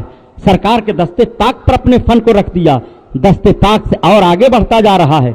नबी कौनैन सल्लल्लाहु अलैहि वसल्लम के दोशे मुबारक के पास अपने फन को बुलंद किया और गोशे ताक के करीब अपनी जबान को ले गया। जबान कभी बाहर निकालता है, कभी अंदर करता है, कभी बाहर निकालता है, कभी अंदर करता है। नबी कौनैन सल्लल्लाहु अलैहि वसल्लम के लबहाए पाक चल रहे हैं, सहाबा देख रहे हैं। वो फिर सांप उतरता है, नबी के कदमों पर अपने फन को रखा और रखने के बाद चला गया। मजमा से जाना था कि गायब हो जाता है। सहाबा हैरान हैं, अर्ज करते हैं या रसूल अल्लाह ये हमारी आंख क्या देख रही है। आका फरमा रहे हैं जो तुम देख रहे थे सही देख रहे थे, वो सांप नहीं था, वो कोहे काफ का जिन्न था। वो सूरह ताहा की चंद आयतें भूल गया था, वही मुझसे पूछने के लिए आया था। उसको मैं कुरान की आयतें पढ़ करके बता रहा था। रसूलुल्लाह बोल रहे हैं, वो सांप सुन रहा है, सहाबा नहीं सुन रहे हैं। और सांप अर्ज कर रहा है या रसूल अल्लाह मैं कुरान की चंद आयतें भूल गया हूं, मुझे बता दीजिए। जो रसूल सांप की आवाज सुन रहे हो उस रसूल से किस मखलूक की आवाज पोशीदा रहेगी। इसीलिए तो आला हजरत अजीमुल बरकत फरमाते हैं कि तुम्हारे नबी की शान का आलम यह है कि फरियाद उम्मती जो करे हाल जार में, फरियाद उम्मती जो करे हाल जार में, मुमकिन नहीं कि खैर बशर को खबर न हो, खबर न हो। ऐसा हो ही नहीं सकता है कि मुसीबत में उम्मती नबी को पुकारे और नबी कौनैन को खबर ना हो। मेरे आका को रब ताला ने वो इल्म अता फरमाया है, वो इल्म दिया है कि लम्हा लम्हा की खबर जान रहे हैं। अना मदीनतुल इल्म वालिउन बाबुहा, मैं इल्म का शहर हूं, अली उसका दरवाजा है। कोई कह सकता है कि तो हजरत अली इल्म के शहर के दरवाजा हैं, तो हजरत अबू बकर के लिए तो नबी ने नहीं फरमाया, उमर के लिए तो नहीं फरमाया, उस्मान गनी के लिए तो नहीं फरमाया। मेरे सरकार ने दो ही लफ्ज में इतना जामे और ऐसा पुरमाना बयान दिया है कि ना हजरत अबू बकर महरूम हो रहे हैं इस बयान से, ना हजरत उमर फारूक आजम को मायूसी हो रही है, ना ऐसा है कि हजरत उस्मान गनी को हिस्सा मिले। आप थोड़ा सा तज्जिया तो कीजिए। शहर जब तामीर होता है, दीवार जब बनाई जाती है, तो आप ये मुझे बता दें, शहर घर मकान जब तामीर होगा, दीवार बनाई जाएगी तो उसके लिए कोई जमीन होगी कि आसमान और जमीन के दरमियान बना देंगे?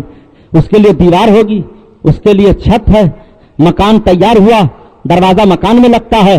अब आप जरा गौर फरमाएं आका के फरमान पर कि नबी फरमाते हैं अना मदीनतुल इल्म वालिउन बाबुहा, मैं इल्म का शहर हूं, अली उसका दरवाजा है। तो आप जरा सा अपना जहन ले जाइए, अना मदीनतुल इल्म वो अबा बकरिन बुनियानहा, वो उमरो जदारुहा, वो उस्मानो सक़फ़ुहा, वो अलीउल बाबुहा। मैं इल्म का शहर हूँ, उसकी बुनियाद अबू बकर है, उसकी दीवार उमर इब्ने खत्ताब है, उसकी छत उस्मान गनी है, वो अलीउल बाबुहा, और उस शहर का दरवाजा हजरत अली है। आप जरा गौर फरमाइए, अल्लाह के रसूल सल्लल्लाहु अलैहि वसल्लम इरशाद फरमाते हैं, अल कुरान माल अली व अलीउन माल कुरान। अली कुरान के साथ हैं, कुरान अली के साथ है। इस दुनिया में तकसीम किया जाता है, फैसले का एक हिस्सा सारी दुनिया को मिलता है, तो कैसे कैसे लोग फैसला कर दिया करते हैं, और हजरत अली को तो 9 हिस्सा फैसला करने का मिल रहा है। यही वजह है कि जब किसी ने कहा अली की फजीलत क्या है, तो हजरत उमर फारूक आजम फरमाते हैं कि अगर अली हम लोगों के मुशीर ना होते तो हम हिलाक हो जाते। शरई मसलों में कोई मसला उलझता था तो हजरत अली की तरफ सहाबा रुजू करते थे। हजरत अली से पूछा जाए, हजरत अली से सवाल किया जाए, हजरत अली से समझा जाए, हजरत अली उस गुत्थी को सुलझा दिया करते थे, सहाबा खुश हो जाया करते थे। उसी पर हजरत फारूक आजम ने फरमाया कि लो लाहो अलीउन फहलक, तो अगर अली ना होते तो हम हिलाक हो गए होते। और जरा देखो हजरत मौलाए कायनात कौन है, रसूल कौनैन सल्लल्लाहु ताला अलैहि वसल्लम सहाबा के सामने तशरीफ फरमा है। सहाबा की अंजुमन सजी है, इरशाद फरमाते हैं, मेरे सहाबियों, मेरी फातिमा शादी के लायक हो गई है, मैं चाहता हूं कि फातिमा का निकाह कर दिया जाए, मैंने अली को मुंतखब किया है। हजरत अली सामने बुलाए गए। आका ने फरमाया, अली तुम्हारे पास कुछ है? सरकार तो जानते ही हैं, अर्ज करते हैं, या रसूल अल्लाह मेरे पास क्या है, एक जिराहा है, ये तलवार है, ये थोड़ा सा सामान है, ये है। आकाए करीम सल्लल्लाहु ताला अलैहि वसल्लम ने अपनी बेटी का निकाह हजरत अली से कर दिया। मस्जिद नबवी में हजरत फातिमा का निकाह हजरत अली से हो जाता है। बताया जाता है कि हजरत अली रदी अल्लाह ताला अन्हो की उम्र पाक उस वक्त 25 बरस की गालबन थी, और हजरत फातिमा जहरा की उम्र पाक 22 या 21 बरस की बताई जा रही है। रिश्ते निकाह हो गया। अल्लाह के रसूल सल्लल्लाहु अलैहि वसल्लम के दामाद हजरत अली हो गए। अल्लाह के हबीब को मोहब्बत कितनी है। आका फरमाते हैं, ऐसा हो ही नहीं सकता कि जो मुझसे मोहब्बत करे वो अली से ना करे, जो मुझसे मोहब्बत करेगा वो अली से करेगा, और जो अली से मोहब्बत करेगा वो मुझसे मोहब्बत करेगा। ऐसा हो ही नहीं सकता है कि जो मेरा दुश्मन हो अली का दोस्त हो, और जो अली का दोस्त हो मेरा दुश्मन हो। नहीं नहीं, जो मेरा दुश्मन है वो अली का दुश्मन है, और जो अली का दुश्मन है वो मेरा दुश्मन है। नबी कौनैन सहाबा के सामने फरमाते हैं, आका इरशाद फरमाते हैं, मेरे सहाबा, तुम में अली सरदार हैं, मुसलमानों के सफेद मुंह वालों के सरदार हैं। हजरत अली को सरदार अल्लाह के हबीब सल्लल्लाहु अलैहि वसल्लम ने फरमाया सफेद मुंह वालों के सरदार हैं, यानी उन लोगों के जो नमाज रोजा करते हैं और उनका चेहरा चमकता है, उन मोमिनों के सरदार अल्लाह के रसूल सल्लल्लाहु अलैहि वसल्लम हजरत अली को फरमाते हैं। सहाबा के सामने आका इरशाद फरमाते हैं कि कुरान शरीफ में या अय्युहल्लज़ीना आमनू, ये आयत जहां जहां कुरान में है, ए ईमान वालो, या अय्युहल्लज़ीना, ए ईमान वालो, यहां ईमान वाले जो मुराद हैं उन सारे मोमिनों के सरदार अल्लाह के रसूल फरमाते हैं कि अली हैं।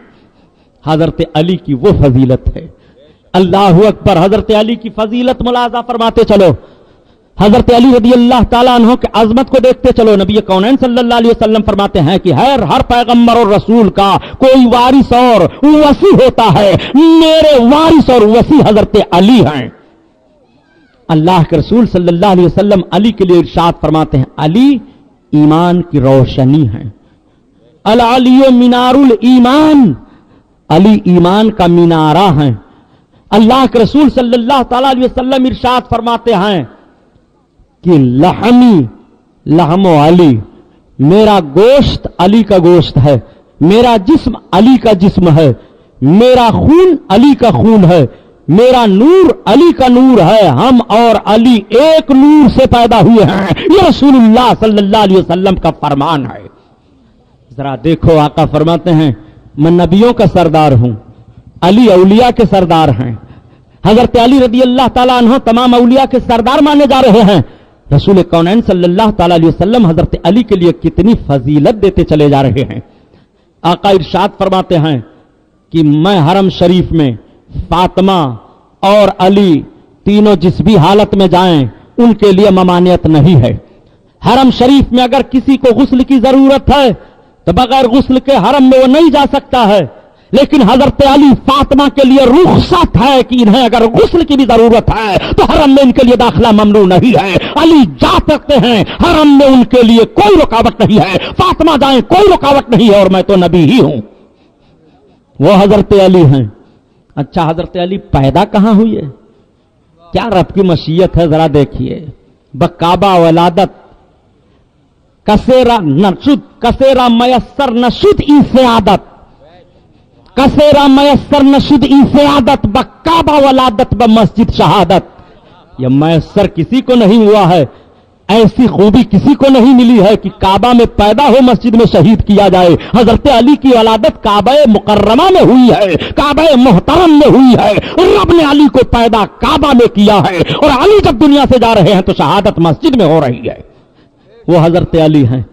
اتنی فضیلت حضرت علی کی ہے، رسول کونین صلی اللہ تعالی علیہ وسلم کے داماد ہیں۔ جب پہلی جنگ عظیم بدر لڑی گئی تو بدر و احد میں حضرت علی کی جب تلوار چلتی تھی تو معلوم ہے حضرت علی نے جب تلوار چلایا تو ہاتھ پہ غیبی پکار رہا تھا، لا فتح الا علی، علی جیسا کوئی جوان نہیں ہے۔ غیب سے آواز آ رہی تھی، علی جیسا کوئی جوان نہیں ہے، لا فتح الا علی لا سیف الا ذوالفقار، اور علی کی تلوار ذوالفقار جیسی کوئی تلوار نہیں ہے۔ علی تمہارا ہاتھ جس تلوار سے لگ جائے وہ تلوار بے مثال ہے، اور علی تمہارے جیسا کوئی جوان نہیں ہے۔ شاہ مردہ شیر یزداں قوت پروردگار، لا فتح الا علی لا سیف الا ذوالفقار، وہ حضرت علی ہیں۔ حضرت علی کی عبادت تو ذرا ملاحظہ فرمائیے، یہ حضرت علی ہی تو ہیں کہ جن کے لیے سورج پلٹایا گیا تھا۔ جو نبی علی کی عبادت کے لیے سورج کو پلٹا دیں، کیا وہ نبی چاہ لیتے تو علی کے شہزادے کو شہادت کا ماحول کربلا میں آتا، پیاسے رکھے جاتے حسین؟ اگر نبی کونین صلی اللہ علیہ وسلم نے 4 رکعت نماز عصر کی ادائیگی کے لیے ڈوبے ہوئے سورج کو پلٹایا ہے، آسمان پر سورج کا نظام بدل دیا ہے، خدا کی قسم انتہا مقصود ہے رسول اللہ صلی اللہ تعالی علیہ وسلم کے نواسے کو رب چاہتا ہے کہ اس طور پر عزت دی جائے۔ حضرت امام حسین صابر و شاکر ہیں، اللہ کے حبیب اشارہ فرماتے تو کربلا کی سرزمین سے پانی کے چشمے ابل پڑتے، آسمان سے بادل برس جاتا، مگر رب کو منظور ہے کہ حسین کو ایسے ہی عزت دی جائے گی، پانی نہ ملے عزت ملے گی، کھانا نہ ملے عزت میں عطا کروں گا، حسین کو تلوار کی دھار کے نیچے عزت عطا کروں گا، حسین کی گود میں ان کا شہید بچہ ہوگا عزت عطا کروں گا، حسین کو اتنا مرتبہ ملے گا، اتنا مرتبہ ملے گا، اور یہ سارے مراتب درجے شہادت کی چھاؤں میں رکھے گئے۔ اللہ اکبر۔ آپ ذرا ملاحظہ فرمائیں، حضرت علی وہ ہیں کہ جن کے لیے سورج پلٹایا گیا۔ حضرت علی رضی اللہ تعالی عنہ ہیں۔ میرے آقا نے ایک جنگ لڑی تھی جس کو جنگ خیبر کہتے ہیں۔ مکہ شریف سے 70 کلومیٹر کی دوری پر خیبر پایا جاتا ہے۔ خیبر بڑا سبزہ دار علاقہ تھا، غلے وغیرہ کی کھجوروں کی زیادہ پیداوار ہو رہی تھی، یہودیوں کا بڑا مضبوط قلعہ تھا، اس قلعے کا نام قلعہ قموس تھا۔ اللہ کے رسول صلی اللہ تعالی علیہ وسلم نے اس کو اپنے صحابہ کو لے کر کے کئی روز گھیرے میں رکھا، مگر کسی طرف سے کوئی معاملہ حل نہیں ہو پا رہا ہے۔ اللہ کے حبیب صلی اللہ علیہ وسلم ارشاد فرماتے ہیں کہ شام آئی ہے، صحابہ سرکار کو حالہ بنائے ہوئے ہیں، میرے آقا جلوہ افروز ہیں، کچھ صحابہ اپنی تلواروں کو اپنے ہاتھ میں لیے رسول کونین کے چہرے مبارک کی زیارت کر رہے ہیں، جنگ کا نقشہ تیار کیا جا رہا ہے، ساری باتیں سوچی جا رہی ہیں، قلعہ کو کیسے فتح کیا جائے، بڑا زبردست قلعہ ہے، دروازہ توڑا نہیں جا سکتا ہے۔ اللہ کے رسول صلی اللہ علیہ وسلم فرماتے ہیں میرے صحابہ تمہیں گھبرانے کی ضرورت نہیں ہے، کل میں اس شخص کو جھنڈا دوں گا اسلامی جس کے ہاتھ پر اللہ تعالیٰ خیبر کو فتح کر دے گا، اور چونکہ وہ اللہ سے محبت کرتا ہے اور اللہ اس سے محبت کرتا ہے، وہ رسول اللہ سے محبت کرتا ہے اور اللہ کے رسول اس سے محبت کرتے ہیں، ایسا شخص ہوگا جس کو میں کل جھنڈا اسلامی دوں گا۔ نام نہیں لیا سرکار نے، صحابہ مچل گئے، رات گزر رہی ہے، اپنے نبی کے فرمان پر غور کر رہے ہیں اور اپنی زندگی پر مچل رہے ہیں، کاش مجھے جھنڈا مل جائے، جھنڈا مجھے مل جائے۔ فتح کی بشارت تو اللہ کے رسول نے دے ہی دی ہے، کہ جس کو وہ جھنڈا دیں گے وہی فتح کرے گا. رسول اللہ کو معلوم ہے کل نبی جس کو جھنڈا دے دیں گے وہ فاتح بن جائے گا. سب مچل رہے ہیں خیبر کا فاتح میں بنوں. ہر مجاہد سوچ رہا ہے خیبر کا فاتح میں بنوں. ہر صحابی سوچ رہے ہیں خیبر کا فاتح میں بنوں. حضرت عبداللہ کہتے ہیں کہ میں سوچنے لگا اے پروردگار انصار گھرانے سے کسی کو الہ العالمین یہ جھنڈا مل جائے. تمام لوگ سوچ رہے ہیں اس طرح سے فکر کر رہے ہیں. رات عبادت میں گزرتی چلی جا رہی ہے, رب کی بارگاہ میں آہوزاری کرتے ہوئے گزرتی چلی جا رہی ہے. صبح کا سفیدہ پھیلا, نماز فجر ادا کرنے کے بعد میرے آقا ارشاد فرماتے ہیں اینا علی ابن ابی طالب. علی ابن ابی طالب کہاں ہیں؟ نبی کونین کا یہ فرمان جاری ہوتا ہے. صحابہ دیکھنے لگے, لبوں پر مسکراہٹ آ گئی کہ علی کی قسمت کا ستارہ اتنا بلند ہے, اتنا بلند ہے کہ علی آج اپنی قسمت پر جس طرح بھی ناز کریں کم ہے. لوگوں نے عرض کیا یا رسول اللہ حضرت علی کو آشوب چشم ہو گیا ہے, آپ کی آنکھیں آ گئی ہیں. نبی کونین صلی اللہ علیہ وسلم نے فرمایا بلاؤ تو علی کو. حضرت علی آئے, آنکھیں دکھ رہی ہیں. نبی کونین نے فرمایا علی تمہارا کیا حال ہے؟ کیسا حال کا یا علی؟ علی تمہارا کیا حال ہے؟ عرض کرتے ہیں یا رسول اللہ میری آنکھیں آ گئی ہیں, مجھے آشوب چشم ہے. نبی کونین نے فرمایا آنکھیں کھولو. آنکھیں کھول دے ہیں. سرکار نے اپنا لعاب شریف لیا, تھوک مبارک, اور حضرت علی کی آنکھ میں پھیر دیا. نبی کا تھوک لگنا تھا کہ آنکھ ٹھیک ہو گئی.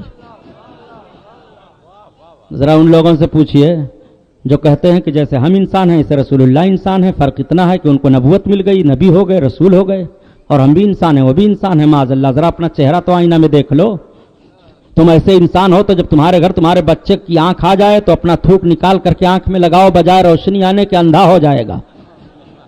یہ رسول اللہ صلی اللہ علیہ وسلم کے لعاب پاک کی برکت ہے کہ دکھتی ہوئی آنکھ میں لگ جائے تو آنکھ کو شفا مل جاتی ہے. اور تمہارے تھوک کا حال یہ ہے کہ لکھا رہتا ہے یہاں تھوکنا منع ہے, وہاں تھوکنا منع ہے, وہاں تھوکنا منع ہے. آپ ذرا دیکھو پیارے اپنے چہرے کو آئینہ میں, پھر سیرت رسول پڑھو. حضرت علی کی آنکھیں ٹھیک ہو گئیں, حضرت علی اچھے ہو گئے. آقا نے جھنڈا اٹھایا, علی اس جھنڈا کو لو. حضرت علی رضی اللہ تعالیٰ عنہ نے جھنڈا کو لے لیا. میرے آقا نے چڑھائی کا حکم دے دیا. حضرت علی رسول کونین صلی اللہ علیہ وسلم کے فرمان کے مطابق جب مستانہ وار بڑھے ہیں خیبر کی طرف, اللہ اکبر, میرے آقا نے تو فرما ہی دیا تھا کہ اس کو جھنڈا دوں گا جو اللہ سے محبت کرتا ہے, اور اللہ اس سے محبت کرتا ہے. اللہ کے رسول نے نشاندہی فرما دی تھی علی کی وہ ذات ہے کہ اللہ محبت کرتا ہے, علی کو اللہ چاہتا ہے اور اللہ کے رسول چاہ رہے ہیں. رسول اللہ نے یہ بھی سند عطا فرما دی, اور رسول اللہ جس کو حب الہی کی سند عطا فرما دیں تو کیا وہ سند رد ہو سکتی ہے؟ اللہ کے حبیب جس کو ڈگری عطا فرما دیں, اور کون سی ڈگری دی جا رہی ہے؟ محبت کی ڈگری دی جا رہی ہے. علم کی ڈگری تو اللہ کے رسول نے عطا فرما ہی دیا, محبت کی ڈگری عطا فرما رہے ہیں. حضرت علی نے ایسی جنگ کی کہ جب قلعہ کے دروازہ کے قریب پہنچے تو اس دروازہ کو حضرت علی نے اپنے ہاتھ سے اکھاڑا, اٹھا کر کے پھینکا. 40 صحابہ بہادر قسم کے اس دروازہ کو اٹھانے لگے زمین سے, تو وہ دروازہ اتنا وزنی تھا, اتنا وزنی تھا کہ اٹھ نہیں رہا تھا. اس کو حضرت علی نے ایک جھٹکے میں اکھاڑ کر کے پھینک دیا تھا. وہ حضرت علی رضی اللہ تعالیٰ عنہ ہیں. حضرت علی جب اپنے تلوار کا جوہر دکھاتے ہیں تو ذرا دیکھو تو علی کون ہیں. میدان عبادت میں دیکھو تو علی بے مثال ہیں, میدان محبت میں دیکھو تو علی بے مثال ہیں, شہادت کے میدان میں حضرت علی کو دیکھو تو بے مثال ہیں. حضرت علی کو جہاں جہاں دیکھو بے مثال ہیں. حکمت کا میدان ہو, شہادت کا میدان ہو, ریاضت کا میدان ہو, عبادت کا میدان ہو, معرفت کا میدان ہو, شفقت کا میدان ہو, محبت کا میدان ہو, حضرت علی ہر میدان میں رسول کونین صلی اللہ علیہ وسلم کے شہدائیوں میں محبت کے پہلوان دکھائی دے رہے ہیں. وہ حضرت علی ہیں. حضرت علی رضی اللہ تعالیٰ عنہ جب جنگ خندق کا واقعہ پیش آیا تھا, یہ تیسری جنگ عظیم ہے اللہ کے رسول صلی اللہ علیہ وسلم کے حیاتی ظاہری میں. پہلی جنگ عظیم بدر, دوسری احد, اور تیسری غزوہ خندق جس کو غزوہ احزاب کہا جاتا ہے. یہ کیسی لڑائی تھی؟ بڑی بھیانک لڑائی تھی. یہ بڑا معاملہ تھا. سیرت رسول صلی اللہ علیہ وسلم پر جو کیسٹیں چل رہی ہیں اس میں ان ساری لڑائیوں کا ذکر ہے. آپ کیسٹوں کو خریدو اور اپنے گھر رکھو. जब आपको तन्हाई मिले, सुकून मिले, तो दीनी कैसेटें सुना करो, नबी कौनैन की सीरत को सुन करके अपने ईमान को ताजा कर लिया करो। आओ देखो, मक्का के काफिरों ने बड़ी जबरदस्त चढ़ाई की थी, बहुत जबरदस्त चढ़ाई की है।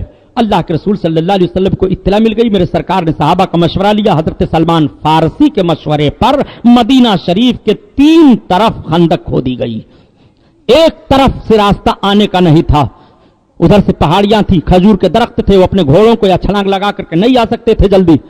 अल्लाह के हबीब सल्लल्लाहु ताला अलैहि वसल्लम ने ये तरकीब हजरत सलमान फारसी के मशवरे पर मंजूर फरमाया, सहाबा ने मंजूर कर लिया। चढ़ाए मक्का के कुफ्फार, अल्लाह के हबीब सल्लल्लाहु ताला अलैहि वसल्लम ने लगा दिया कि इसी रास्ते से लोग दाखिल होंगे, मुकाबला किया जाए। सहाबा डट गए मुकाबले के लिए। तीरों की बरसात हुई, रोक लिया सहाबा ने। पत्थर फेंके गए, रोक लिया सहाबा ने। सहाबा बाढ़ बन गए हैं, खंदक को पार नहीं होने देते हैं। अल्लाह के रसूल सल्लल्लाहु अलैहि वसल्लम के शहदाइयों ने अपने जान की कुर्बानी पेश करने के लिए अहद कर लिया है कि मेरी जान चली जाए मगर खंदक को पार करके मदीना में नहीं आने दूंगा। बहादुरी से लड़ रहे हैं, कोई नतीजा नहीं निकल रहा है। तब तक अम्र इब्ने अब्दे उद ये निकला, ये इतना बड़ा शहजोर था। उसने चैलेंज कर दिया कि तीरों की बारिश, तलवारों की झनकार में मैं छलांग लगाऊंगा और खंदक को पार करके मैं रास्ता दूंगा अपने बहादुरों को, फिर मदीना पर हमला किया जाएगा। सबसे बड़ा काफिर, सबसे बड़ा बहादुर जब निकला और उसने हल मिन ममारिस कहकर के अपनी तलवार को फिजा में बुलंद किया, रसूल कौनैन सल्लल्लाहु अलैहि वसल्लम की बारगाह में हजरत अली अर्ज गुजार हुए, या रसूल अल्लाह, इसके मुकाबले में मुझे भेजा जाए। हजरत अली फरमाते हैं, अल्लाह के हबीब फरमाते, अली ठहर जाओ। हजरत अली ठहर गए। आका ने इरशाद फरमाया थोड़ी देर के बाद, अली जाओ, तुम मुकम्मल ईमान हो, वो मुकम्मल कुफ्र है, अली जाओ। हजरत अली आए, जब सामने मुकाबला हुआ तो अल्लाह के रसूल फरमाते हैं, ए मेरे सहाबा, मुकम्मल ईमान मुकम्मल कुफ्र से टकरा गया है, अल्लाह फतेह दे दे। अल्लाह के हबीब सल्लल्लाहु अलैहि वसल्लम दुआ मांग रहे हैं।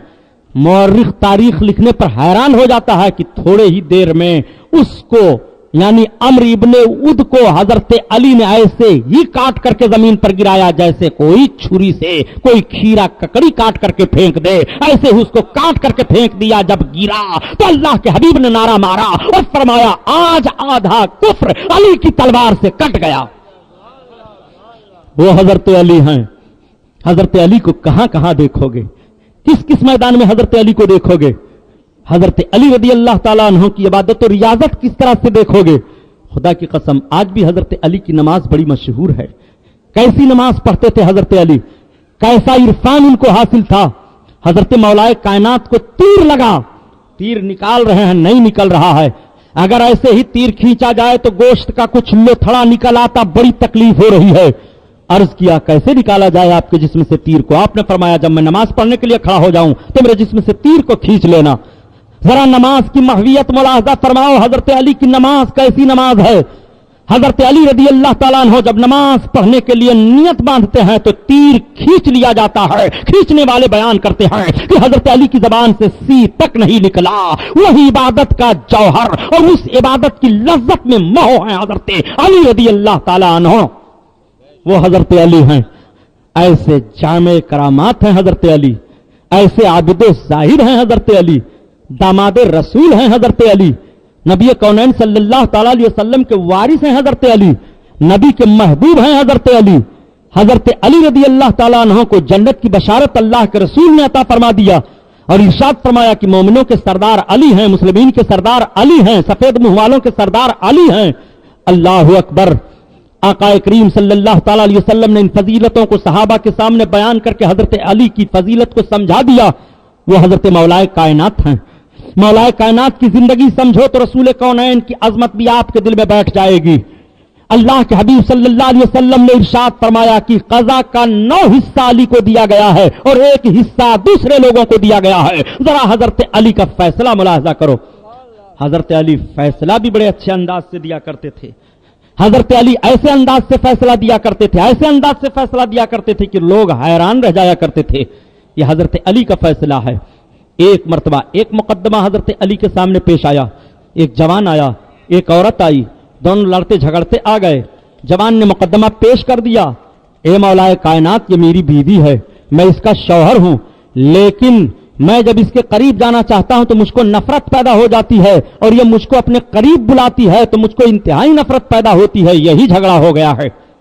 حضرت علی رضی اللہ تعالیٰ عنہ نے فرمایا اچھا تم دور ہٹ جاؤ، ذرا نگاہ علی تو ملاحظہ فرماؤ۔ جوان کو دور ہٹایا، آپ نے فرمایا عورت سچ سچ بتا جو میں تجھ سے پوچھوں، صحیح صحیح کہنا تو۔ عورت سہمی کہ حضرت علی کیا پوچھیں گے، امیر المومنین پوچھئے میں بتاؤں گی۔ حضرت علی نے ارشاد فرمایا بتا، تو امید سے کی تھی کہ نہیں، تیرے پیٹ میں بچہ تھا کہ نہیں؟ اس نے کہا تھا۔ کہا جب بچہ پیدا ہوا تو قوم کے ڈر کی وجہ سے، آبادی میں تانا زنی کے ڈر کی وجہ سے تو آبادی سے باہر ایک راستے کے قریب اپنے بچے کو پھینک کر چلی آئی تھی کہ نہیں؟ صحیح ہے؟ عورت نے سر شرم سے جھکا لیا، کہا امیر المومنین صحیح ہے۔ کہا جب تو اس بچے کو وہاں پھینک کر کے آنے لگی تو اس بچے پر ایک کتا حملہ آور ہوا، تو نے گھوم کر دیکھا، تیرا ممتا جوش میں آ گیا، تیری محبت غالب آ گئی، تم نے ایک پتھر اٹھایا تھا اور اس کتے کو مارا تھا، کتا تو بھاگ گیا لیکن وہ پتھر اس بچے کو لگ گیا تھا، بچہ چیخ پڑا تھا، تو ڈر کے وجہ سے بھاگی تھی، صحیح ہے کہ نہیں؟ عورت نے کہا امیر المومنین صحیح ہے۔ آپ نے فرمایا اس بچہ کو ایک تجارتی قافلہ والے آ رہے تھے، انہوں نے لے لیا، وہ پا گئے، اس بچہ کو لے گئے، اس کی پرورش کیا، وہ بچہ جوان ہوا، وہ بچہ خود کفیل ہوا۔ اے عورت تو کیوں جھگڑ رہی ہے؟ وہ تیرا شوہر نہیں ہے، وہ تیرا بیٹا ہے، تو اس کی ماں ہے۔ پھر بچے کو بلایا، کہا عورت دیکھ جو تو نے پتھر مارا تھا اس کا نشان اس کے سر میں پایا جا رہا ہے، یہ حضرت علی کا فیصلہ ہے۔ عورت کے راز کو چھپایا کس طرح سے اور جوان کو بتایا کس طرح سے، تو اس کا بیٹا ہے، یہ تیری ماں ہے۔ حضرت علی کے فراست نے کتنے بڑے عظیم گناہ سے ان دونوں کو بچا لیا۔ حضرت علی کو 9 حصہ قوت فیصلے کی حاصل ہے، وہ حضرت علی ہیں۔ جب حضرت علی کی نگاہ کا یہ عالم ہے تو اب یہی جملہ میں دوہرا دیتا ہوں کہ رسول اللہ کی نظر کرم کا عالم کیا ہوگا۔ جب ان کے گادا بھر دیتے ہیں شاہان زمانہ کی جھولی، محتاج کا جب یہ عالم ہے، مختار کا عالم کیا ہوگا، محتاج کا جب یہ عالم ہے۔ اللہ اللہ، حضرت علی جیسا صابر کوئی نہیں ہے، حضرت علی کا صبر بھی بے مثال ہے۔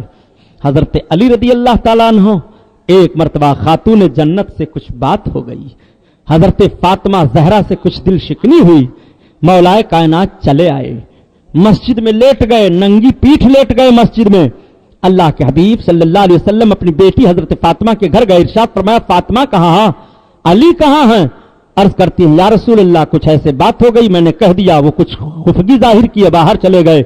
میرے آقا تلاشنے لگے علی کہاں گئے ہیں، سرکار تلاشتے ہوئے گئے، حضرت علی کو دیکھتے ہیں تو آپ سوئے ہوئے ہیں مسجد میں، اور کنکریاں آپ کے پشت پر لگی ہوئی ہیں، مٹیوں کا نشان بن گیا۔ میرے آقا پہنچتے ہیں حضرت علی کے جسم پر، اپنا دست نبوت لگاتے ہوئے فرماتے ہیں قم یا علی، قم یا علی، قم یا ابا تراب، اے ابو تراب اٹھ جاؤ، اے ابو تراب اٹھ جاؤ۔ اللہ کے حبیب کا فرمان تھا، حضرت علی آنکھیں کھول دیتے ہیں تو دیکھا کہ میرے آقا جلوہ افروز ہیں، اٹھ پائے سرکار کے سامنے۔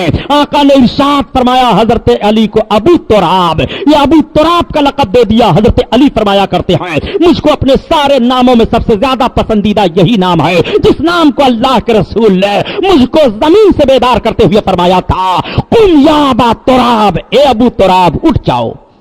وہ حضرت علی ہیں، رسول اللہ کے دربار سے ان کو لقب ابو تراب کا ملتا ہے۔ سرکار جس کو جو چاہیں لقب عطا فرما دیں۔ حضرت ابو ہریرہ سرکار کے ایک صحابی ہیں، ان کو بلی کے بچوں سے بڑا پیار تھا، وہ اپنی آستین میں اپنی گود میں بلیوں کا بچہ لیے رہتے تھے۔ آقا کی نگاہ پڑ گئی، آقا ارشاد فرماتے ہیں یا ابا ہریرہ، اے بلیوں کے باپ، تو ان کا نام سب بھول گئے، ابو ہریرہ ہی کہنے لگے۔ میرے آقا صلی اللہ تعالیٰ علیہ وسلم کے مقدس زبان پاک سے جس کے لیے جو نکلے اس کو وہی مل جاتا ہے، حضرت علی کو ابو تراب کہہ دیا ہے۔ اللہ کے رسول صلی اللہ علیہ وسلم نے اتنا عظیم درجہ حضرت علی کو فرمایا۔ ارے پیارے علی کا حال تو یہ ہے، حال یہ ہے حضرت علی کا، قربان جاؤ حضرت علی کی عظمت پر۔ آج حضرت علی روزہ سے ہیں، نبی کونین کی شہزادی روزہ سے ہیں. شام کا وقت ہوا, چند کھجوریں سامنے آئی, پانی پی لیا, کھجوروں کو کھا لیا, افطاری کر لیا. رات بھر محو عبادت رہے. دوسرا دن لگا, تیسرا دن لگا, تیسرے دن تھوڑا سا جو مل جاتا ہے. اللہ کے رسول صلی اللہ علیہ وسلم کے داماد حضرت علی جو کو لا کر کے خاتون جنت فاطمہ زہرا کو دے دیا. فاطمہ اس جو کا آٹا تیار کرو, روٹی تیار کی جائے. حضرت خاتون جنت نے آٹا تیار کر کے جب روٹی بنائی ہے تو دروازے پر فقیر صدا دیتا ہے, اے نبی کی بیٹی میں بھوکا ہوں 3 دن کا. حضرت خاتون جنت نے تینوں روٹی اٹھا کر کے فقیر کی جھولی میں دے دیا. فقیر چلا گیا. مولائے کائنات آتے ہیں, صدقہ کر دیا گیا روٹی, فقیر کو دے دی گئی ہے روٹی. ایسے صبر کرنے والے محمد کے گھر آنے والے ہیں. روح لوگوں کو کھلا دیتے ہیں مگر خود نہیں کھاتے ہیں. صبر کا پیغام لینا ہو تو حضرت علی سے لو, صبر کا درس لینا ہو تو حضرت علی سے لو, صبر کا وصول و ضابطہ لینا ہو تو حضرت علی سے لو. صبر حضرت علی سے کے گھر سے مل رہا ہے. جنت حضرت علی کے گھر سے ملے, جنت کا کھانا حضرت علی کے گھر سے ملے, جنت کا پروانہ حضرت علی سے ملے, رسول کونین کی محبت حضرت علی سے ملے. علی کا دروازہ چھوڑ دینے کے بعد نبی کے دروازہ پر نہیں پہنچ سکتے ہو. تمہیں پہلے علی کے دروازہ پر جانا ہوگا, تب تم نبی کے دروازہ پر جاؤ گے, اور جب تم نبی کے دروازہ پر پہنچ گئے تو تم خدا تک پہنچ گئے. اسی لیے تو اعلیٰ حضرت عظیم البرکت ترجمانی فرما رہے ہیں, با خدا خدا کا یہی ہے در, نہیں اور کوئی مافرما کر. جو وہاں سے ہو تو یہیں آ کے ہو, جو یہاں نہیں تو وہاں نہیں. اللہ اللہ, وہ حضرت علی رضی اللہ تعالیٰ عنہ ہیں. یہ نبی کونین صلی اللہ علیہ وسلم کا دربار عالی ہے. کہاں کہاں علی کو دیکھو, علی کو جدھر بھی دیکھو علی بے مثال دکھائی دے رہے ہیں. علی کا صبر بھی بے مثال ہے, علی کی بہادری بھی بے مثال ہے, حضرت علی کی عبادت و ریاضت بھی بے مثال ہے. آؤ حضرت علی کو دیکھو. حضرت علی شہید کب ہوئے ہیں؟ حضرت علی کی شہادت رمضان کے مہینے میں ہوتی ہے. حضرت علی رضی اللہ تعالیٰ عنہ شہید کیے جاتے ہیں, اور جامع مسجد کوفہ میں حضرت علی کی شہادت ہوتی ہے. چنانچہ حضرت علی کو شہید کرنے کے لیے ایسے ایسے لوگ تل گئے تھے. 3 لوگ متعین کیے گئے تھے, 3 آدمیوں کو شہید کرنے کے لیے, حضرت علی کو, حضرت امیر معاویہ کو, حضرت امیر بن عاص کو. لیکن حضرت امیر معاویہ کا بھی قاتل آپ کی شہادت سے پہلے گرفتار کر لیا گیا, اور حضرت امیر بن عاص کا بھی قاتل گرفتار کر لیا گیا. لیکن حضرت علی کا قاتل عبد الرحمن بن ملجم تھا, یہ گرفتار نہیں کیا گیا. اس کو لوگ نہیں پکڑ پائے, خفیہ محکمہ پکڑنے میں پھیل رہا. حضرت علی رضی اللہ تعالیٰ عنہ کی عادت کریمہ یہ تھی کہ جب وہ سویرے سویرے اٹھتے تھے تو لوگوں کو بیدار کیا کرتے تھے. اے لوگوں مسجد کی طرف چلو, مسجد کی طرف چلو. سارے لوگوں کو جگاتے ہوئے آیا کرتے تھے. وقت کے امیر المومنین ہیں, سب سے پہلے اٹھ رہے ہیں, مسجد کی طرف جا رہے ہیں. آج ذرا آپ ملاحظہ فرما لیجئے, دین کے رہبروں کو دیکھ لیجئے. معاذ اللہ, میں یہ نہیں کہتا ہوں وہ بے نمازی ہوتے ہیں, نہیں نہیں, لیکن میں یہ جملہ ضرور عرض کرنے پر حق بجانب ہوں کہ ہم کو بننا ہے نشان راہ منزل. دوستو, ہم اگر بھٹکے تو کتنے کارواں کھو جائیں گے. وقت کے امیر المومنین ہیں جن کے لیے سورج کو للکایا گیا ہے, وہ حضرت علی سویرے سویرے جب اٹھتے ہیں تو بیدار کرتے ہوئے لوگوں کو چلے جاتے ہیں. لوگ اٹھ کر کے جلدی جلدی مسجد کی طرف جا رہے ہیں. علی کے پیچھے نماز پڑھ لو, مولائے کائنات کے پیچھے نماز پڑھ لو. کوفہ کی جامع مسجد ہے, حضرت علی امامت فرما رہے ہیں. حضرت علی رضی اللہ تعالیٰ عنہ پر صبح صبح فجر کے وقت حملہ کیا گیا. جیسے خنجر کا حملہ کیا تب تک شور ہوا, لوگوں نے قاتل کو پکڑ لیا ہے, قاتل پکڑ لیا گیا. حضرت امام حسن آگے بڑھے, نماز ادا کی جاتی ہے. نماز ادا کرنے کے بعد صحابہ جو وہاں پر موجود تھے, حضرت علی کے اور جو ماننے والے تھے, تمام لوگ آ جاتے ہیں. کوفہ میں ایک اجتماع ہو جاتا ہے. حضرت علی رضی اللہ تعالیٰ عنہ کو زخم بڑا زبردست لگا ہے, علاج کوئی کارگر نہیں ہو رہا ہے. قاتل کو سامنے لایا جاتا ہے. حضرت علی فرماتے ہیں مجھے پیاس لگی ہے. پانی کا پیالہ پیش کیا جاتا ہے. پانی کا پیالہ ہاتھ میں حضرت علی نے لیا, قاتل کی طرف نگاہ پڑ گئی. آپ نے بڑھایا, میرے قاتل کو دے دو, پانی پی لے. آپ ذرا ملاحظہ فرماؤ, یہی تو میں کہا کرتا ہوں محتاج کون پانی کا ہے. اگر پانی کا محتاج قتل ہونے والا ہے تو حضرت علی کا واقعہ بتا رہا ہے, قتل ہونے والا پانی کا محتاج نہیں ہے بلکہ قاتل پانی کا محتاج ہے. یہ قاتل کو پانی پلایا جا رہا ہے. اب وہ درگزر کا سبق کون دے رہا ہے, معافی کا پروانہ کون دے رہا ہے. آج اپنے قاتل کو سہولت دینے کے لیے دنیا کا کوئی فرد تیار نہیں ہوگا, مگر سامنے قاتل موجود ہے. حضرت علی پہلے پانی نہیں پی رہے ہیں, پہلے میرے قاتل کو پانی پلا دو. پہلے اس کے حلق میں پانی چلا جائے. اس نے پانی انکار کر دیا پینے سے. حضرت علی فرماتے ہیں ہائے افسوس, اگر یہ میرا پیا ہوا پانی پی لیتا, میرے ہاتھ کا پانی پی لیتا تو جہنم سے بچ جاتا, جہنم سے بچ جاتا. حضرت علی اب بھی جہنم سے بچا رہے ہیں. تو نے مجھے قتل تو کر دیا ہے, اور مسلمان کا قتل کرنے والا جہنم میں جائے گا. تو نے مجھے قتل تو کیا ہے, جہنم تیرے لیے ہے, لیکن میرا پانی پی لے تو جہنم سے بچ جا. جو اپنے قاتل کو جنتی بنانے کی کوشش کر رہا ہو, اس علی کی مثال کہاں سے لاؤ گے؟ یہی وجہ ہے پیارے حسین کی بھی مثال نہیں ہے. حضرت مولا کائنات کا حال یہ ہے. اور حضرت علی کو دیکھو, حضرت علی نے کس سے جنگ کی ہے وہ تو کل میں پیش کروں گا. حضرت امیر معاویہ کے حیات و خدمات میں حضرت علی رضی اللہ تعالیٰ عنہ کو بڑا بھیانک مقابلہ خارجیوں سے کرنا پڑا تھا. خارجی کون لوگ تھے؟ آپ کبھی پوچھو کہ مولانا صاحب خارجی کس کو کہتے ہیں؟ رافضی تو آپ نے کہہ دیا کہ شیعہ کو ہم جانتے ہیں رافضی کہتے ہیں. خارجی کس کو کہتے ہیں؟ خارجی ان لوگوں کو کہا جاتا ہے جو حضرت امیر معاویہ حضرت علی دونوں کو انکار کر دیے تھے اور کہہ دیا تھا لا حکم الا اللہ, ہم اللہ کے علاوہ کسی کو نہیں مانتے. یہ کہتے ہوئے بھاگ گئے تھے. حضرت علی کی تلوار اٹھ گئی تھی اور چن چن کر کے حضرت علی نے خارجیوں کو قتل کیا تھا. کہاں ہیں وہ لوگ جو ذہن و فکر دے دیا کرتے ہیں ہم صرف اللہ کو مانتے کسی اور کو نہیں مانتے؟ اللہ تو فرما رہا ہے مجھے مانو, رسول اللہ کو مانو, میرے مقبول بندوں کو مانو. عزت اللہ کے لیے ہے, رسول اللہ کے لیے ہے, مومنین کے لیے ہے. رب تو یہ فرماتا ہے اطیعوا اللہ و اطیعوا الرسول, وہ رسول کی اطاعت کرو, اللہ کی اطاعت کرو. وہ اولی الامر منکم, اور جو تم میں حاکم ہو اس کی اطاعت کرو. یہ انکار کر رہے ہیں, ان کو خارجی کہا جاتا ہے. ایک ایک خارجیوں کو, بے ایمانوں کو حضرت مولا کائنات نے چن کر کے قتل کیا تھا. یہ خارجی ہے, حضرت علی کی طرف سے اجازت تھی اسے قتل کر دیا جائے, چھوڑا نہ جائے. باپ نے بدعقیدوں کو ختم کیا تھا اور بیٹے نے بدعملوں کے خلاف جنگ کی ہے. جب بدعقیدگی ابھری اور اسلام کے چہرے پر کالک لگانے کی کوشش کیا تو مولا کائنات کی تلوار چمک گئی ہے اور خارجیوں کو تہ تیغ کر دیا. حضرت علی کی شہادت ہوئی. حضرت علی رضی اللہ تعالیٰ عنہ کے بعد اب معاملہ سامنے آیا. کوفہ والوں نے مشورہ کیا, تمام تابعین تبع تابعین اصحاب رسول اللہ صلی اللہ علیہ وسلم اس وقت جو موجود تھے, سب کا یہ فیصلہ ہوا کہ حضرت حسن ابن علی کو حضرت علی کے بعد خلیفہ بنایا جائے. ایک مرتبہ میرے آقا صلی اللہ تعالی علیہ وسلم نے, اللہ کے حبیب نے صحابہ کی موجودگی میں ارشاد فرمایا تھا کہ میرے بعد 30 سال تک خلافت رہے گی اور اس کے بعد آمریت آ جائے گی. حضرت امام حسن 6 مہینہ خلیفہ رہے, حضرت ابو بکر صدیق 2 سال, حضرت عمر فاروق اعظم 10 سال, حضرت عثمان غنی کم و بیش 12 سال. کتنا ہوا حضرت؟ 22 ہو گئے. اب 22 میں آپ کتنا ملا دو تو 30 بنے گا؟ جلدی بولو. 24 ہوئے نا, یہی میں اختلاف ہو گیا. بتاؤ صاحب, ایک گنتی میں جب اختلاف ہو جاتا ہے تو 24 سال ہوئے. اب 24 میں کتنا ملا دو تو 30 ہو جائیں گے؟ 6. اب 6 میں سے نکال لو 6 مہینہ تو کتنا بچا؟ 6 میں سے 6 مہینہ نکال لو کتنا بچا؟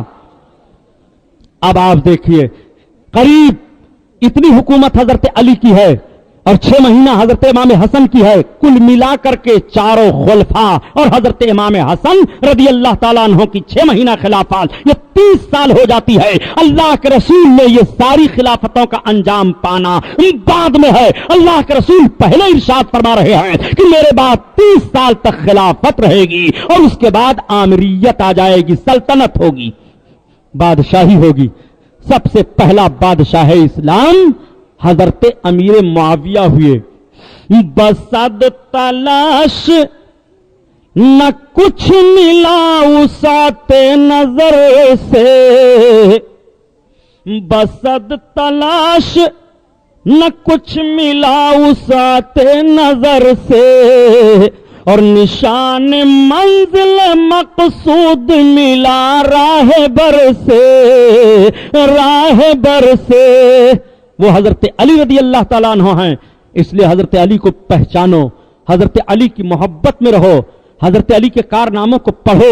حضرت علی سے محبت رہے گی تو آپ کا ایمان نکھرتا رہے گا, آپ کے اندر ایمانی جوہر رہے گا. حضرت علی کا ماننے والا نہ کسی باطل کے سامنے جھک سکتا ہے اور نہ اپنی پیشانی جھکا سکتا ہے. آئینے جمع مردہ حق کو یہ بے باکی, اللہ کے شیروں کو آتی نہیں روباہی, وہ حضرت علی رضی اللہ تعالیٰ عنہ ہیں. حضرت علی کا فیض آج بھی جاری ہے اور قیامت تک جاری ساری رہے گا. ولایت کی روحانیت کا معاملہ حضرت علی سے جاری ہے. نبی کونین سے حضرت علی کو ملا, حضرت علی سے سب کو مل رہا ہے, سارا بٹا بڑھ رہا ہے اور قیامت تک بٹتا چلا جائے گا. یہ سارے سمندر حضرت علی کے سینہ سے جاری ہے. یہ قادری سمندر ہے, یہ چشتی سمندر ہے, یہ سہروردی سمندر ہے, یہ نقشبندی سمندر ہے, یہ برکاتی سمندر ہے, یہ صابری سمندر ہے. یہ ساری نہریں جاری ہیں تو حضرت علی سے جاری ہے. حضرت علی کی عظیم ذات ہے. رب تعالیٰ ارشاد فرماتا ہے ان الانسان لفی خسر والعصر ان الانسان لفی خسر. محبوب تمہارے زمانے کی قسم ہے انسان گھاٹے میں ہے. الا الذین آمنوا وعملوا الصالحات, ہاں وہ لوگ جو ایمان لائے اور اچھا عمل کیے. وتواصوا بالحق وتواصوا بالصبر, اس سے مراد حضرت عمر ہیں, حضرت ابو بکر ہیں, اللہ کے حبیب کے یہ دیوانے ہیں. اس لیے انسان گھاٹے میں ہے. اگر اچھا عمل نہیں ہے تو گھاٹے میں ہے, ایمان نہیں ہے تو گھاٹے میں ہے. اس لیے میرے دوستو ایماندار بن کر کے جیو, ایماندار بن کر کے مرو اور عمل صالح کرو. رب قرآن میں بیان فرماتا ہے الا الذین آمنوا وعملوا الصالحات فلہم اجر غیر ممنون. جو لوگ ایمان لائے اور اچھا عمل کیے ان کے لیے بے شمار اجر ہے, ان کے لیے بے شمار اجر ہے. اور کیا ہے پیغام کربلا, قتل حسین اصل میں مرگ یزید ہے. اسلام زندہ ہوتا ہے ہر کربلا کے بعد. کل حضرت امیر معاویہ اور حضرت امام حسین کے تعلق سے بیان سننے کے لیے تشریف لائیے گا. یہ محفل نور زندہ باد پائندہ باد. اب صلاۃ والسلام کے لیے کھڑے ہو جائیے. اور یہ دیکھیے میرے ہاتھ میں کیسٹ آئی ہے. یہ وہ کیسٹیں ہیں جو ساتوں تقریروں کی کیسٹیں, 6 کی تو آ گئی ہیں. حقوق والدین ہے اور پھر جو تقریریں میں نے کی ہیں اس کی کیسٹیں موجود ہیں, اور بھی دوسری کیسٹیں ہیں. ان کیسٹوں کو آپ لے جائیں. بہت مختصر ہدیہ ہے, 40 سے 50 روپے غالباً ہدیہ ہے, 50 روپے. ہر آدمی کیسٹ لے لے, اپنے گھروں میں رکھے رہے, اس کا فائدہ بہت ہوتا ہے. 40-50 روپے تو یوں ہی 4-5 میں اڑ جاتے ہیں یار. ایک دینی کیسٹ رکھے رہو. یہ محفل نور زندہ باد پائندہ باد. اب کھڑے ہو کر صلاۃ و سلام پڑھ لیں.